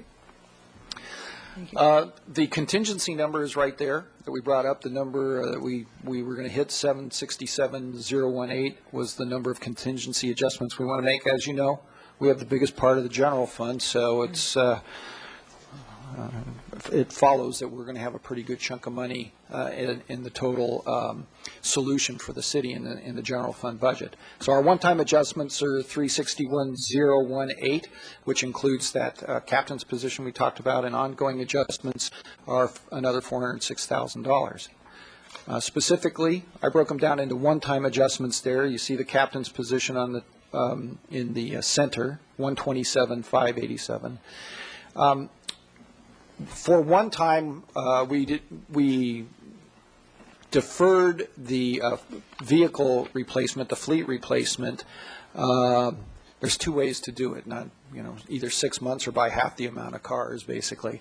But that was another opportunity where our fleet motor pool has really kept our fleet in good shape. We've recently purchased a lot of new cars, so I think we have the capacity to make that adjustment, defer it out 6 months, and our fleet will be in pretty good shape. We don't want to go too much longer because we used to live in that place and the cars were in disrepair a lot, and it actually wound up costing the city more money trying to maintain cars that had well exceeded their lifespan. And then also we have vacancies. This is consistent with some of the things we've done in the past. We have some vacancies. We prefer not to hand out pink slips as a solution, so we've got a number of vacancies in records right now. We're recruiting for them, but we're going to hold one for a period of year for that salary savings. That's all one-time stuff. For the ongoing adjustments, I talked about these. I didn't. The very first one, is $150,000 from the street sweeping fund, and I kind of have to maybe talked about this a little in the Public Works presentation, but the street sweeping fund, we kind of came up back in the beginning days of that with a way to finance it through the citations generated. And we charged, they pay us for the actual cost of enforcement, but there's never been any reimbursement at the department for any of the overheads or processing costs. So we do a tremendous amount of processing. Because the amount that we pay, which is getting close to $1 million a year, exceeds the cost of the street sweeping program, we sat down with Public Works and talked about a mechanism to pay us for some of the processing costs, not all of them, and we came up with this number of about $5 per site would generate about $150,000. I think that's a reasonable adjustment to make to pay for the actual costs at the police department, and I don't think it jeopardizes either the intent of the process of how we were going to finance street sweeping, or does it limit the ability to have a full service in the street sweeping area. So that seemed like a reasonable approach to us. I mentioned before the increase in fees, $42,000 for special events and alarms, and $42,000 for alarms and $4,000 for special events. And then the last five are, really just our best effort to even streamline some of our expenses a little bit more. And we looked, these are collective numbers in each of these line items where we actually went into programs, looked for, histories of small surpluses. We add all those small surpluses together and said, we can trim it down a little bit more. Again, our goal when we approached this was not to eliminate people, and to try and eliminate things. And so that was the goal, and this is our recommendation. It's very lean, but we think we can manage it. Key performance objectives. Some of these I talked about in the first one. These are in our P3 program. But continue to implement the online police report. CopLogic is what I told you about, is the mechanism for us to do a lot of analysis. The automated parking system we talked about. Maintain the restorative policing programs with a minimum of 10 active cases all time. As you know, this has been a highly effective mental health program where really Bob Casey almost single-handedly does intervention and placement of people appropriately, which results in a reduction in calls for service and problems on the street. Review and implement the architectural design of the facilities, electrical, HVAC systems. I talked about that. That's really the locker room program. Cognos is the analytical tool for CompStat and statistical needs. We're really looking forward to being able to enhance our ability to do analysis. And one of the things you might be interested in is some of the data collection we can do. We can actually check boxes that get data entered for homeless-related issues, but it's a lot more effective than the system we were on before. So I know a lot of the policy decisions that need to be made need accurate data in that respect, and I think we're going to be able to deliver on that once we put this together. I was talking to Captain Mannix just to tell you, we were talking about deployment, and this system has the ability for us to actually do things like, he wanted a report that said, I want to know how long we hold calls by time of day and day a week. And why is that important? If we're holding them a long period of time at certain times of the day or certain days of the week or both, then that's probably when we need to get our staffing in alignment. And so we can do that. We're looking forward to being able to, really invent new ideas of what we want to analyze and to try and increase our effectiveness.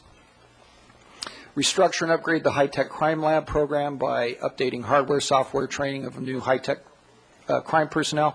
We had detectives actually trained in the forensic analysis of some of the computers, and computers mean cell phones, any digital device that anybody's carrying anymore, and it's just more and more we're doing crime reduction with those types of things. So we're training some of the non-sworn people to do some of that analysis and getting software for that. And then we have a list of green objectives that the police department is doing in terms of our overall strategies for the city. Now this slide is my last slide, and what I tried to do here, and I'll be very brief, but I looked at the small book, budget book publication, and our staff collectively, we took a look at it and we looked at some of the things listed under the P3 programs, and if we were a citizen or we were someone in the press or reading this document or even a council member, I tried to anticipate some of the questions that might come up. So on the left column, I refer you to the page in the small book. The program is in the middle, and then the item. So if I can quickly go through that. On page D68, under the chief staff, you'll notice that we don't have any, or there's a, let me get to my right page, and then I can go with you. Under it says number of media releases, we have some NAs, and then we have a 12 for next year, and that's actually just reflective of Sergeant Duarte being on the chief staff now and putting out press releases. That's relatively simple. On page D70 in records, I highlighted a couple things. One was it says people fingerprinted by live scan and rolled fingerprints, and there's a reduction in that number that's pretty significant. And I just wanted to point out, we do charge, but we used to be the exclusive agent to fingerprint everything from school district personnel or anybody working with kids or anybody that needed to be fingerprinted. And the law has changed, allows private vendors to do that now. It's good for the public because we had a real backlog. I mean, it was a very labor intensive, but we don't do as much as we used to anymore because the private sector is taking over in that. And police reports dictated, if you take a look right under that, 9,800 to 800. We just implemented this record management system, and what's really going to happen is the computer pre-fills a lot of the information in, and then the officers are able to actually type the reports in their car, and we're also using some voice recognition software that looks to be promising, where they'll just dictate it sitting in their car, hit the button, and send it to the main database. And so we don't need to have transcribers sitting in an office waiting for reports to come in and tapes. And so we predicted that this year that's going to be a significant reduction in workload. On page D71, we talked about the PAL programs. I just kind of wanted to highlight the good work of PAL on that one, and show you that the programs are increasing. We already spoke about that. On D74, we actually talked about that as well. Public education and presentations, that was the point that I made earlier about us having more staff to go out and do community-oriented policing, to go do more public presentations and outreach, and that's a function of staffing. So that's why I put that. Okay. Quick question about that, Mr. House. If I may, on our beat coordinator program, in the past, I believe that we had 4 officers assigned as beat coordinators, and right now we have the city divided up. Was it 6? Yes. Right now we have 2. Now, they seem to be really present at lots of community meetings. They're really out there doing their job. How was that assessment made that we can really accomplish this with the 2 and the reassignment of their time for that? They really are working very hard. I'm commending them for that, but I am curious as to how we're managing to do how we could put 2 because it back seems into that that's very, very important to have beat coordinators, that local get to know your police officer kind of thing, and those relationships seem so valuable. Everything that we do really has to be predicated on our ability to put field staffing on the street to respond to calls for service. And so when we got down to, very small full-time equivalents actually working in the field, all those other programs start to suffer in terms of our ability to do it. And what we do is we make judgment calls as we get these new employees coming out of the police academy, out of their field training elements, and they're ready to go on their own. Then we, as a staff, collectively talk about what's our next priority in being able to adequately manage our field responsibilities and now start to go back into these other types of responsibility. And there were other field responsibilities we've had to borrow from too, traffic being one of them as well. So we make these judgments based on the available staffing, and I'm happy to report that we feel pretty comfortable with our levels of staffing and patrol and our field response, and so now we're able to start to backfill some of these programs that we So you provide. envision a day when we'll be having more beat coordinators to, it's almost like Yes. the bicycle police, those Yes. particular patrols are so highly valued and prized by each neighborhood because of the personal contact and the direct relationship that happens, and those things are lasting. I'm very optimistic that we're going to, for a couple of reasons. One of the downside, number one, we've got 6 going to graduate from the academy in June, and we won't have any of the academy. So most of our people, other than a couple who are doing military service and some long-term injuries, most of our people are going to be out there working. We still need to train them. As they start to get out, we're going to be able to fill those positions. I guess the silver lining of a bad economy that we see all the time is that in a bad economy, our staffing stays very high. People don't leave for other departments. Other people are looking for jobs, so the pool of people to select. And suddenly, in our business, the trend has always been when there's a little downturn in the economy, our staffing stay pretty high. So I guess in a bad way, we're talking about contingency adjustments and the cost of doing business, but the silver lining is in terms of retaining our qualified employees, we're probably in better shape, and so you should see some of these specialty positions actually being filled to capacity soon. Also, I might add on the military issue, we have one on his 3rd tour in Iraq. We have one that just got back from his 2nd tour, who's currently at Camp Pendleton, who will be with us shortly. But on the other end, we have 2 other people leaving for our 2nd and 3rd tour who've been called up again. So just when you think we're going to enhance some of those specialties which are critical, that happens, which means that we can't deplete patrol. We're certainly not going to deplete the Detective Bureau. So we sort of have to give something up, and in this case it's the beat coordinators. And although there are other officers who are called upon to do some community meetings. They're not the beat coordinators, but they're still doing an outstanding job. Recently, we've come up with a speakers bureau within the department. Sergeant Flegging and his committee have put together a speaking bureau of different expertise that can be used in the short term. But when you've got this military call-up, every time we think we're getting 2 back and 2 more go for a second and third tour in Iraq, as we're about to experience in the next few weeks again, it makes it difficult. So, everything's a priority. Sure. And we'd love to put 4 or 6 back. Well, it's a real compliments for the 2 fellows that are out there. I mean, it's pretty amazing to see them at work, and I know they're carrying a load for a whole group of. They are. They're doing a great job. And Chief Sanchez, at some point, is today the right time to talk to us at all about some of the things you were talking with the community group about in terms of sort of almost an auxiliary or some volunteer participation from the community? I think that's probably for another night because it's pretty extensive. Okay. And, I hope you get a chance to bring that forward yes, to us. and it's still a week. work in progress, so I think we need to wait a little bit. All right. Thank you, sir.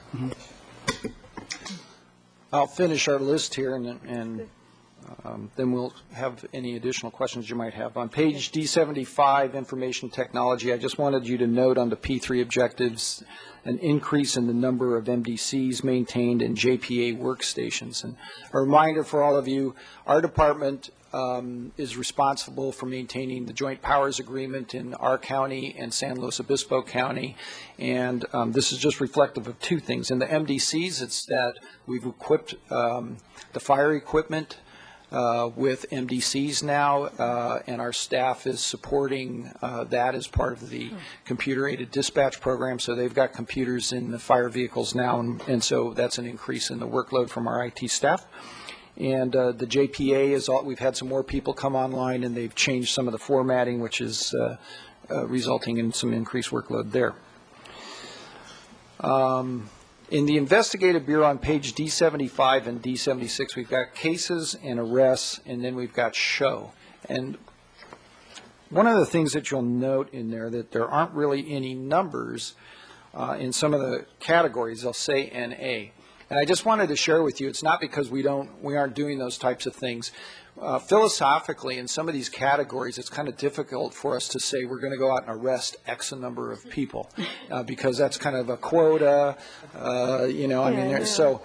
so we don't do that. But as you know, we've reinstituted the SHOW program. We do have new juveniles certified under the SHOW program, and so both of those programs are robust. But what we do in those cases, we report a number, a P3 number quarterly to you on what we are, but we don't put we don't project out that we should have any particular number we should hit. Yeah, that's good. D77 might have caught your eye because at the top line of the patrol division performance measures, the proposed response time is higher than the projected for priority 1 crimes or priority 1 calls. And what Captain Mannix did was he tried to get some more precision in exactly the response times and a number of other P3 objectives that he had. And he sat down with his staff, and they came up with a formula that they kind of wanted to use as a new benchmark that is different than what they've been using in the past. So this 740 is actually an average of the past 2 actual numbers plus a projected number for this year, or an adopted number for this year of 7.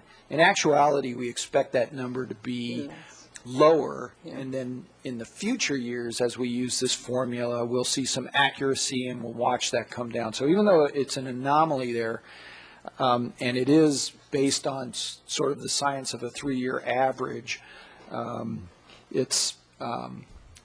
I don't think we're going to be at 7 minutes and 40 seconds at the end of fiscal year 09, but it's certainly one for us to point out to you. The one thing that did catch me on that D77 is the hours lost to injuries projected is it's double, isn't it? No, not quite. Yeah, it is double. Again, no, not quite. I believe they used, and Captain Mannis can speak to that, they used the 3-year average Is that what it is? Oh, okay. as a platform for the future. But if you actually look at our risk management experience, Yeah. it's gone down significantly. Our experience is just like the fire departments. As a matter of fact, the reduction has resulted in a lot of savings in the risk management area. A lot of that is the fact, two things, just like the fire department, we put people who are injured back to work a lot sooner. And then actually we're seeing a reduction in incidents, and to some degree we have to credit the purchase of the tasers that we use, because the officers are using them in the field and it's preventing injury. It's been pretty successful. So this is an average based on experiences that actually have a downward trend. Okay, good. Ms. Falcone has a question for you, too. Deputy Chief, are you finished? Because I just have I was just going to get to, you know what, other things. If you want, I can just finish the last two things and we can entertain all the Go right questions. ahead, and then I'll I pick wanted up to after point you. out on D78 and 79, you'll see an increase in costs in special events. The Fiesta went up a significant amount, and all that really is a different way for us to account for it. In the previous P3, we showed the actual cost of overtime, the actual cost of contract services to departments like the Sheriff's Department, and the actual cost for equipment and MSS funds that we had to expend during that. But what we weren't capturing for you was all of the straight time that's budgeted into other programs that actually is personnel that is working the Fiesta event. So we made a decision that we would prefer to show what would this cost if we just had to police it as a separate entity and the rest of the police department wasn't there. So you could look at it either way. The real dollar expenses, which was the way we did it before, and these are all real dollar expenses, but you'd be paying the straight time costs anyway because we'd just be doing other things. So we made a conscious decision on the special events to show you the cost of those in a different format, which is the actual amount of resources being put to those events.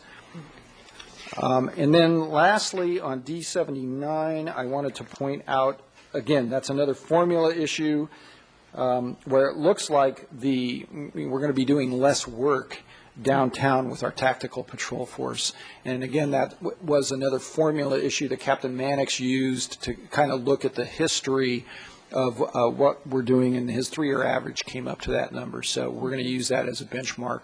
But I didn't want anybody to look at that and think, hey, they're not going to be deploying any personnel downtown, or they're going to be reducing the amount of activity they have in the downtown corridor. Okay. And with that, I am finished with the slides, and we can entertain any other questions. Ms. Falcone. Thank you very much. I'd like to start off by saying thank you very much for everything that you always do. And when you were saying that you would make it work, you always do.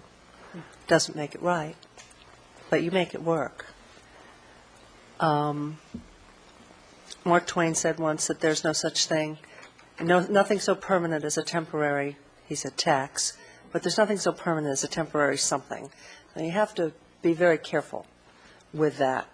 And we have seen in the past how something that was intended to be temporary actually turned into a permanent condition. Now, Chief, I respect with the highest regard your ability to put certain things on the, as my husband calls it, the pay me no mind list. However, that's something that maybe you can do, and maybe to continue with your job you can and should, but it's not something we can do. The comments from the public, no matter what the source, are some things that we need to take very seriously, we have to address, and we try to. I know that all the comments that are made, whether I agree with them or not, I try to analyze and review and weigh in the spirit in which they were given, which, you know, everybody has different motives. Some are not as altruistic or kind as others, but they all have some value in them somewhere. And I think it's incumbent upon someone in this position to look for that, no matter what. A few years ago, you know, it took a few years of sort of decisions that had certain effects And it took a few years to break down, and I think those charts are very illustrative, that when we were down in staffing, particularly on patrol, at 123, 25, that's when you saw those big spikes in the charts in 2005 and so forth. Now, we are building back up, and we have built back up over the last couple of years, and I think the charts were also very illustrative of that. And we're back up to, as Deputy Chief said, 140, 41, 43, depending on the day. But you see, it's very important that we say that the cuts are not in patrol, they're not in officers. But when the budget documents come out and you see these various cuts, when you read the book and you see in a P3, for instance, that under training and recruitment, maintain an authorized average staffing level of 90%, these are things that are not understood by the general public and even maybe not by those who you would impugn a certain amount of knowledge to. 90% because you can't always guarantee that you're going to be at 100%. So there's a little wiggle room in there for the times when it is 140 versus 143. So that's, if you understand how to read the numbers and you understand the factors that go into it, it becomes more clear. And the overhiring, the proactive policing that you, Chief, have been incredibly tenacious about putting forward, your restorative policing, the beat coordinators, the bikes, the DARE programs. Those programs, as Councilmember House was talking about, they only happen when you have sufficient staff in order to be able to provide the services that a city of our size and complexity deserves. So we know what the number should not be. I think we're getting to a number that is very workable for the community. I'm not sure it's still right, though. So I think we need to look very carefully at, in order to maintain these programs, if we think they're important, if we think they have value, that doesn't come free. It comes at a cost. And I think the community cares deeply about these things. You've seen the reaction to the bikes back. There's a request for more bikes in different areas. The beat coordinators, as was just said. Sergeant Duarte is a phenomenal folk. Thank you very much, Paul, for all your years of going in front of the camera. I know it's not easy, and you did it with great aplomb.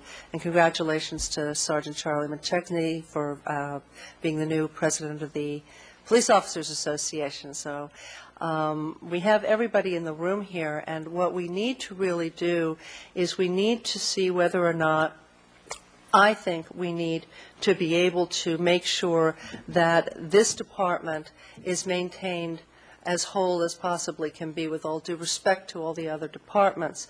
When you see $1.2 million in adjusted cuts, that's not particularly fair either, because a lot of those are adjustments that happen throughout the year as a normal course of business. However, that being said, there is a $765,000 or $67,000 adjustment cut, which has to do with the captain being kept open and all the other things that you walked through, Chief Glaus.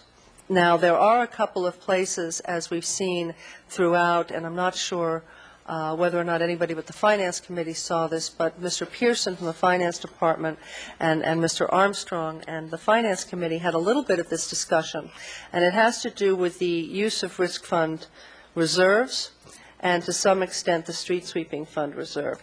There is an additional $700,000 or so in the risk fund reserve that was not going to be allocated to the general fund. It was going to be dispersed throughout the organization on a pro rata share. And of course, Mr. Armstrong, that's fair. That's fair. However, that being said, I'm wondering whether or not there's any interest to explore this or any appetite to possibly reallocate those funds into this department, if not in whole part, certainly in some part, in order to make sure that we keep the staffing levels up, that we keep your captain's position filled. I know there's going to be jockeying. But you have three very important positions that the captains deal with, and they're all very separate. And I know you'll make it work. You always do. but being good soldiers doesn't mean that it's good for the community. So I have grave concerns over this number. I understand it. I understand most of what's going on here in terms of, yes, we can live without some of these things, especially in the short order. But when it comes to leaving positions open and or looking at possible reductions in staffing for beat coordinators and various other things, I think we need to dig deep, and I think we need to do something about that. So those are my comments, and I would be very interested. And we're putting $500,000 back into the general fund from the street sweeping fund reserve, which is great, but do we want to put it just to the general fund? I mean, there are funds to be had, and I think creativity and willingness is something that I would like to see if there's any appetite down the row here for. Thank you. Okay, Mr. Williams and then Mr. Francisco. Well, I agree that if the risk fund rebate is discretionary, it should go to the general fund. If that's not something that's required by law, we should be protecting the general fund to the best of our ability, and so I would support that, and maybe we could have some response from staff on that. Since I'm not on the Finance Committee anymore, I don't know what the debate was on the Finance Committee about that. There are some. Deputy Chief, you did a great job of anticipating at least half of my questions, but I'm still concerned about the methodology of this average response time for Priority 1 calls. So is this methodology for the proposed FY09 is based on a 3-year average? It is, but I'm going to let Captain Mannix, who devised these P3 goals and objectives, to talk to you about it in detail, because this is his area of expertise. Okay. Captain Mannix. Councilmember Williams and members of council, what we had with our P3 analysis this year was an attempt to make the quantitative data more easily analyzed on an average system and take more of a or less of a subjective analysis out of the data. For example, when calls for service have been diminishing, we would ask ourselves, well, why? You know, and we would come up with various ideas as to why the data is diminishing. But when it came for a prediction for next year, we had to ask ourselves, how are we coming up with that number? And frequently, our answer was, well, because it feels right. It feels right based upon our institutional experience and our ability to predict a predictable but non-uniform workload, which is what calls for service and response time is. So we devised a system of taking the two previous actual calls for service time and then combine that with the projected calls for service for this year. So this year's number is a component of a 3-year analysis on that information. And I feel that it's more accurate and more realistic to base our projection on hard data than a feel-right number. I would agree in principle, but that would mean that FY07 we had real not great response time, because the 7 minutes and 40 seconds that's proposed in FY09 is substantially longer than both the adopted FY08 and the projected FY08. Well, perhaps I can review the data. The actual fiscal year FY06 response time was 8 minutes and 22 seconds. FY07 was...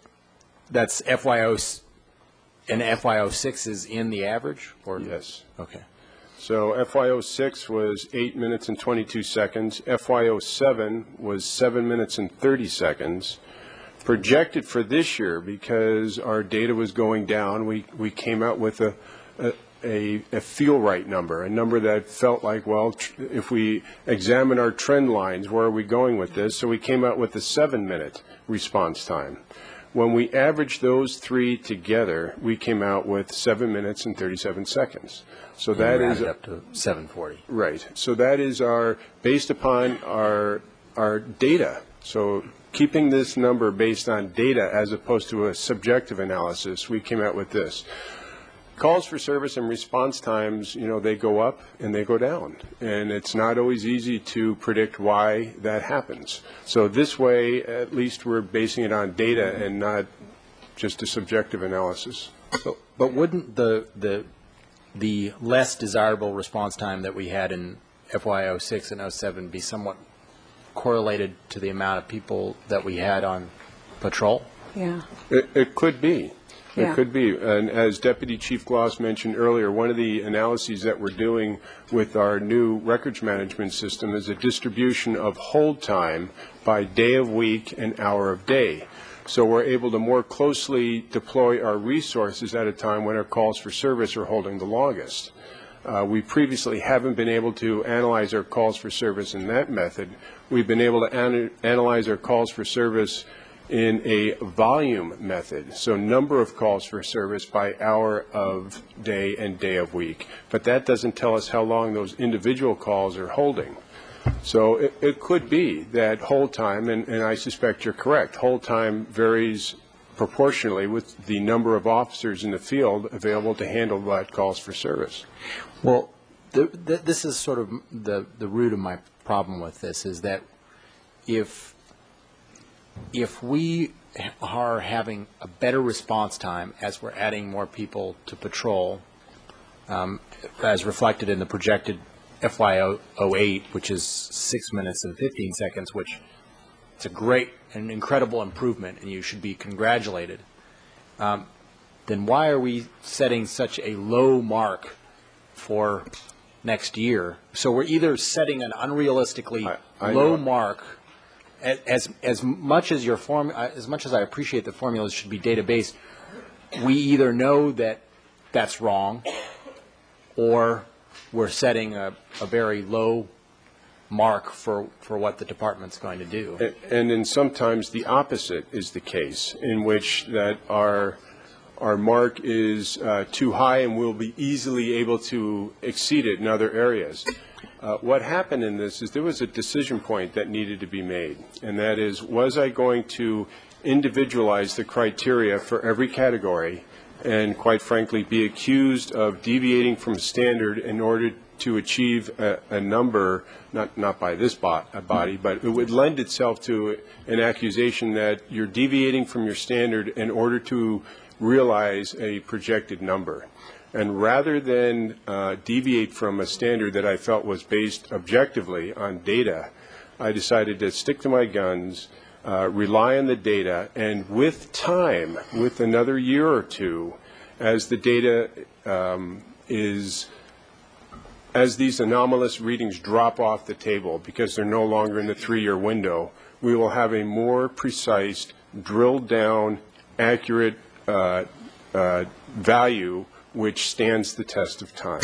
If I can interject here. Sure. Go ahead. As part of this process, when the P3 publications for budgetary processes come out, we don't really have any trend lines for the current year because of the way we publish them. So the numbers, this was a process that he used. If we actually look at the actual numbers, because we have some data now, which is different than the data that's in the budget book, as of our third quarter, our current year response time is pretty close to what Mr. Williams is suggesting at 6 minutes and 33 seconds.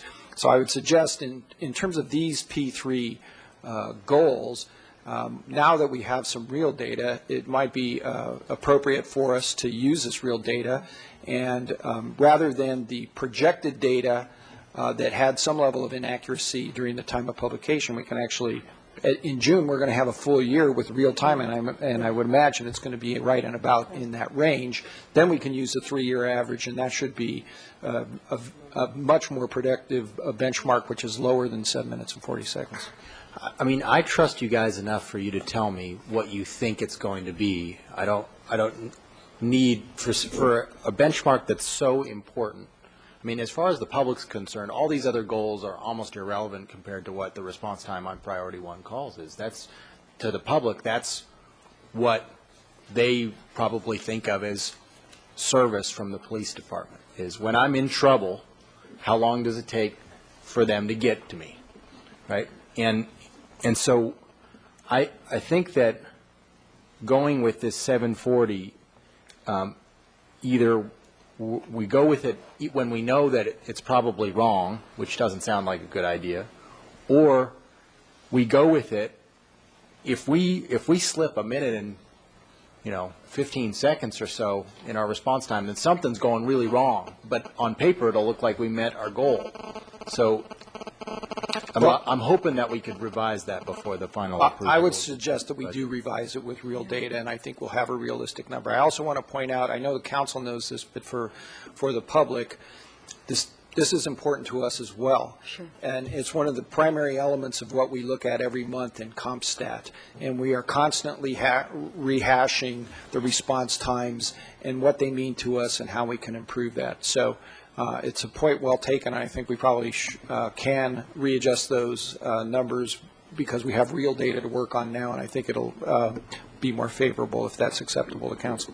And I might also mention one of the issues we've had when we've done the P3s is when the budgets are put together, it's pretty much around January, so they've got 6 months worth of data. And then we have let the departments come back after they have data for the year and we don't let them make wholesale changes to their adopted, but if there's been dramatic changes, we let them come in and make changes. And we can, in this case especially because it's such a critical one, and we'll let the council know what those changes are as well, because we do track these things, and I can tell you with the police department, because of their CompStat program, they literally go over this every month with all of their supervisors to go over the data. And I think part of this is just a statistical anomaly, and then also the trend line continues to be good. We might as well take advantage of it, especially because we don't believe that we're going to have any major staffing issues in the next year. So my next question is kind of trying to substantiate, in looking at people being moved around and that sort of thing, and the cost savings that are taking place, and some of that is in hourly salaries and in overtime. My one thing that I want to hear from you guys is, are we going to have less hours of officers on the street or not? Because I think that's something that I can understand and the public can understand. I think I mentioned before, maybe not clearly, I anticipate we're going to have significantly more officer time on the street. Yeah. And I tell you that because the 6 that we have in the academy will almost have as fully a trained staff as we've had in any period of time, coupled with the fact that there may not be a lot of attrition. So, this is a very positive way for us to ride in terms of our ability to have people out there to respond to calls for service. So I'm very optimistic about the future in that respect. And are we already seeing a reduction in turnover? I wanted to see, we were hoping that turnover would slow down maybe a year ago. Yes, and it's slowed down to what we have historically had at the officer level, which I believe is about 7 per year. Okay. And so the attrition rate right now, and some of the ones we've seen just recently are actual retirements. In the last couple of years, we had a lot of people that were lateraling to other departments. We've actually seen people who lateraled come back this year. So we sort of reversed that trend. I took that as a positive sign about the organizational culture. And do we give them a hard time? Never mind. Yes, everyone gets a hard time. Yes, everyone gets a hard time. Yeah. And I think that it would be an interesting thing, and I'm not going to raise a stink about this, but this is just an idea that in our P3 objectives for our safety, our 2 public safety departments, and for that matter, airport and waterfront safety personnel, we should probably do the same, is put a ratio of how many folks live in town or in the South Coast, because I think in terms of emergency response, that's probably something that we should be tracking year to year and see how much better or how much worse it's getting, and therefore give some indication of whether we should do something about it.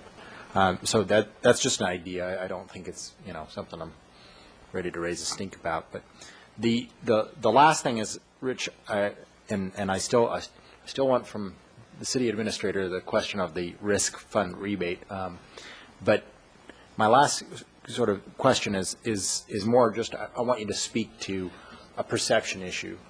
A lot of people out there in the public feel like crime is increasing and their likelihood of being a victim of crime is increasing. And the statistics I've seen don't bear that out, say that in general. We had that question already asked and answered. Yeah. I was late. But it's okay. I mean, Mr. House asked good. and answered that, but it's really good. tough. Go ahead and look at that.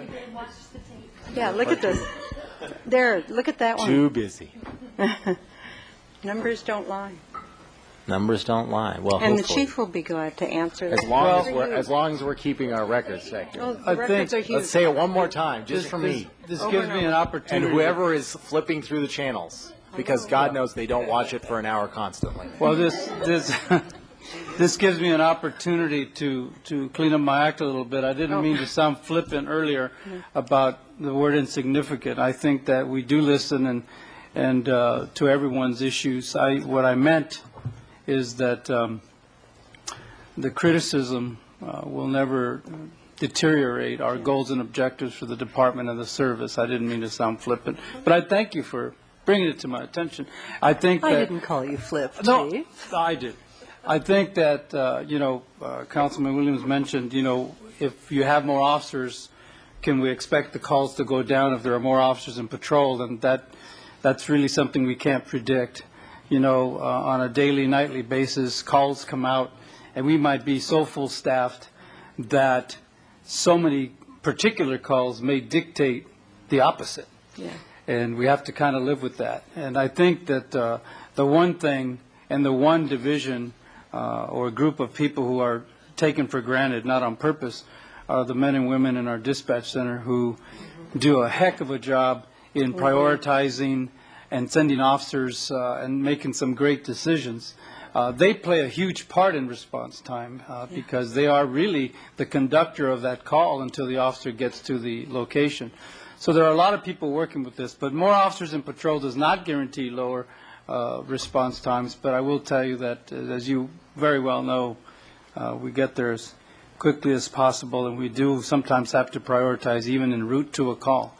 And I would continue to encourage you to do a ride along or to go visit our folks in the dispatch center because it is quite the tough job to be down there taking those calls. But I think that the issue of the criticism and the miscommunication out there is that, I really think we're doing a pretty good job. And I think with the support of you for the overhiring and all those issues have really assisted us the last couple of years. And that said, and although Dan Secord isn't sitting up there anymore, we continue to hire more women. We have one in the academy now. We hired two recently in the last couple of weeks that will begin an academy soon. And the numbers continue to grow. We continue to grow in terms of bilingual officers. And so we're pretty excited about that. It's looking better and better. And I think we're just getting some really great candidates from all over. And I think a lot has to be said for this organization when those that leave return. That's right. And yes, Mayor, we do give them one heck of a bad time. And we tell them that they don't get another chance to leave again because then they won't be back. But and we've taken most of them back. I have not taken all of them back, but I have taken most of them back, and we're glad to have them back. Lesson learned by them. And I just have to add, I have talked to folks who are either employed with or represent folks in other agencies, and they're going through budget crises, and they're amazed that we've been able to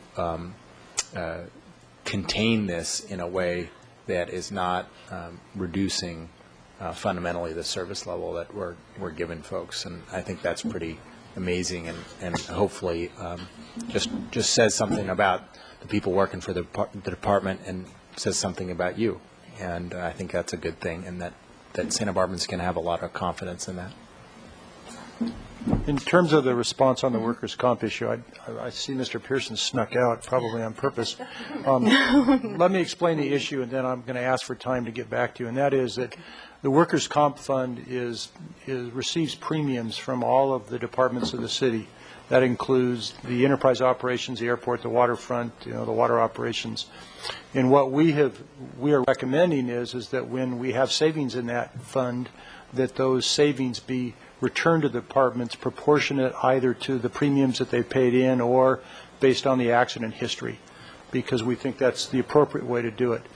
I think we need to do some research to make sure that it's proper both from an accounting standpoint and a legal standpoint to say that when we have excess in the workers' comp fund or in any of those types of funds, whether it's appropriate to take all of that excess and put it in the general fund. I think that's an important issue that I want to make sure that we give you a good answer on that. And I know we gave a kind of off-the-top answer at the Finance Committee, and Bob and I talked about that afterwards. And I think it's important, and my recommendation will give you something in writing, and then we'll discuss it with the Finance Committee. No, that's good.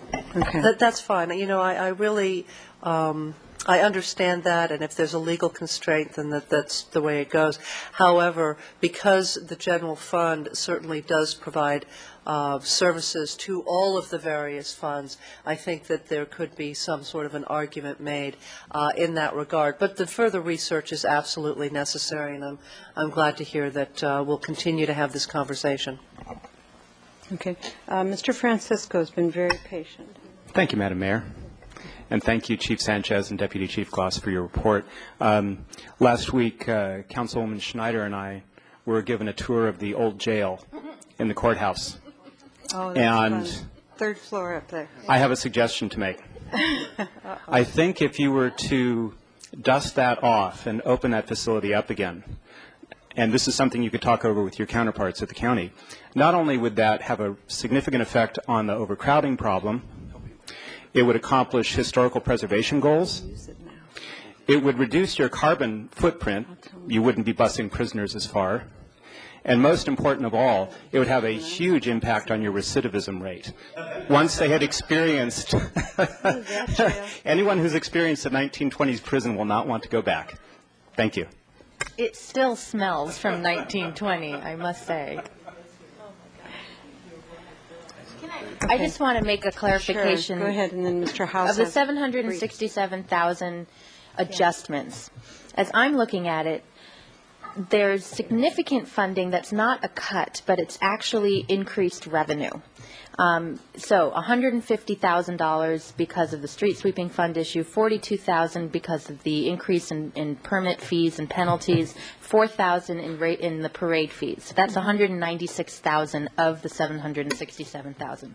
And then on top of that, deferring half of the vehicle replacements for 1 year, a one-time thing because the vehicles are in good condition, that's an additional $174,000. So when we say that there's an adjustment of $767,000, I calculated $196,000 plus the $174,000 is not a cut in programming or services, it's actually additional revenue. So if we're looking at cops on the street and staffing and whatnot, the real issues have to do with reducing services in terms of training or whatever, that we can have that conversation. And then to me was the holding one position open for 6 months deliberately. So if we want to have a conversation of moving that number, I just want to make crystal clear that it's not $767,000 of quote.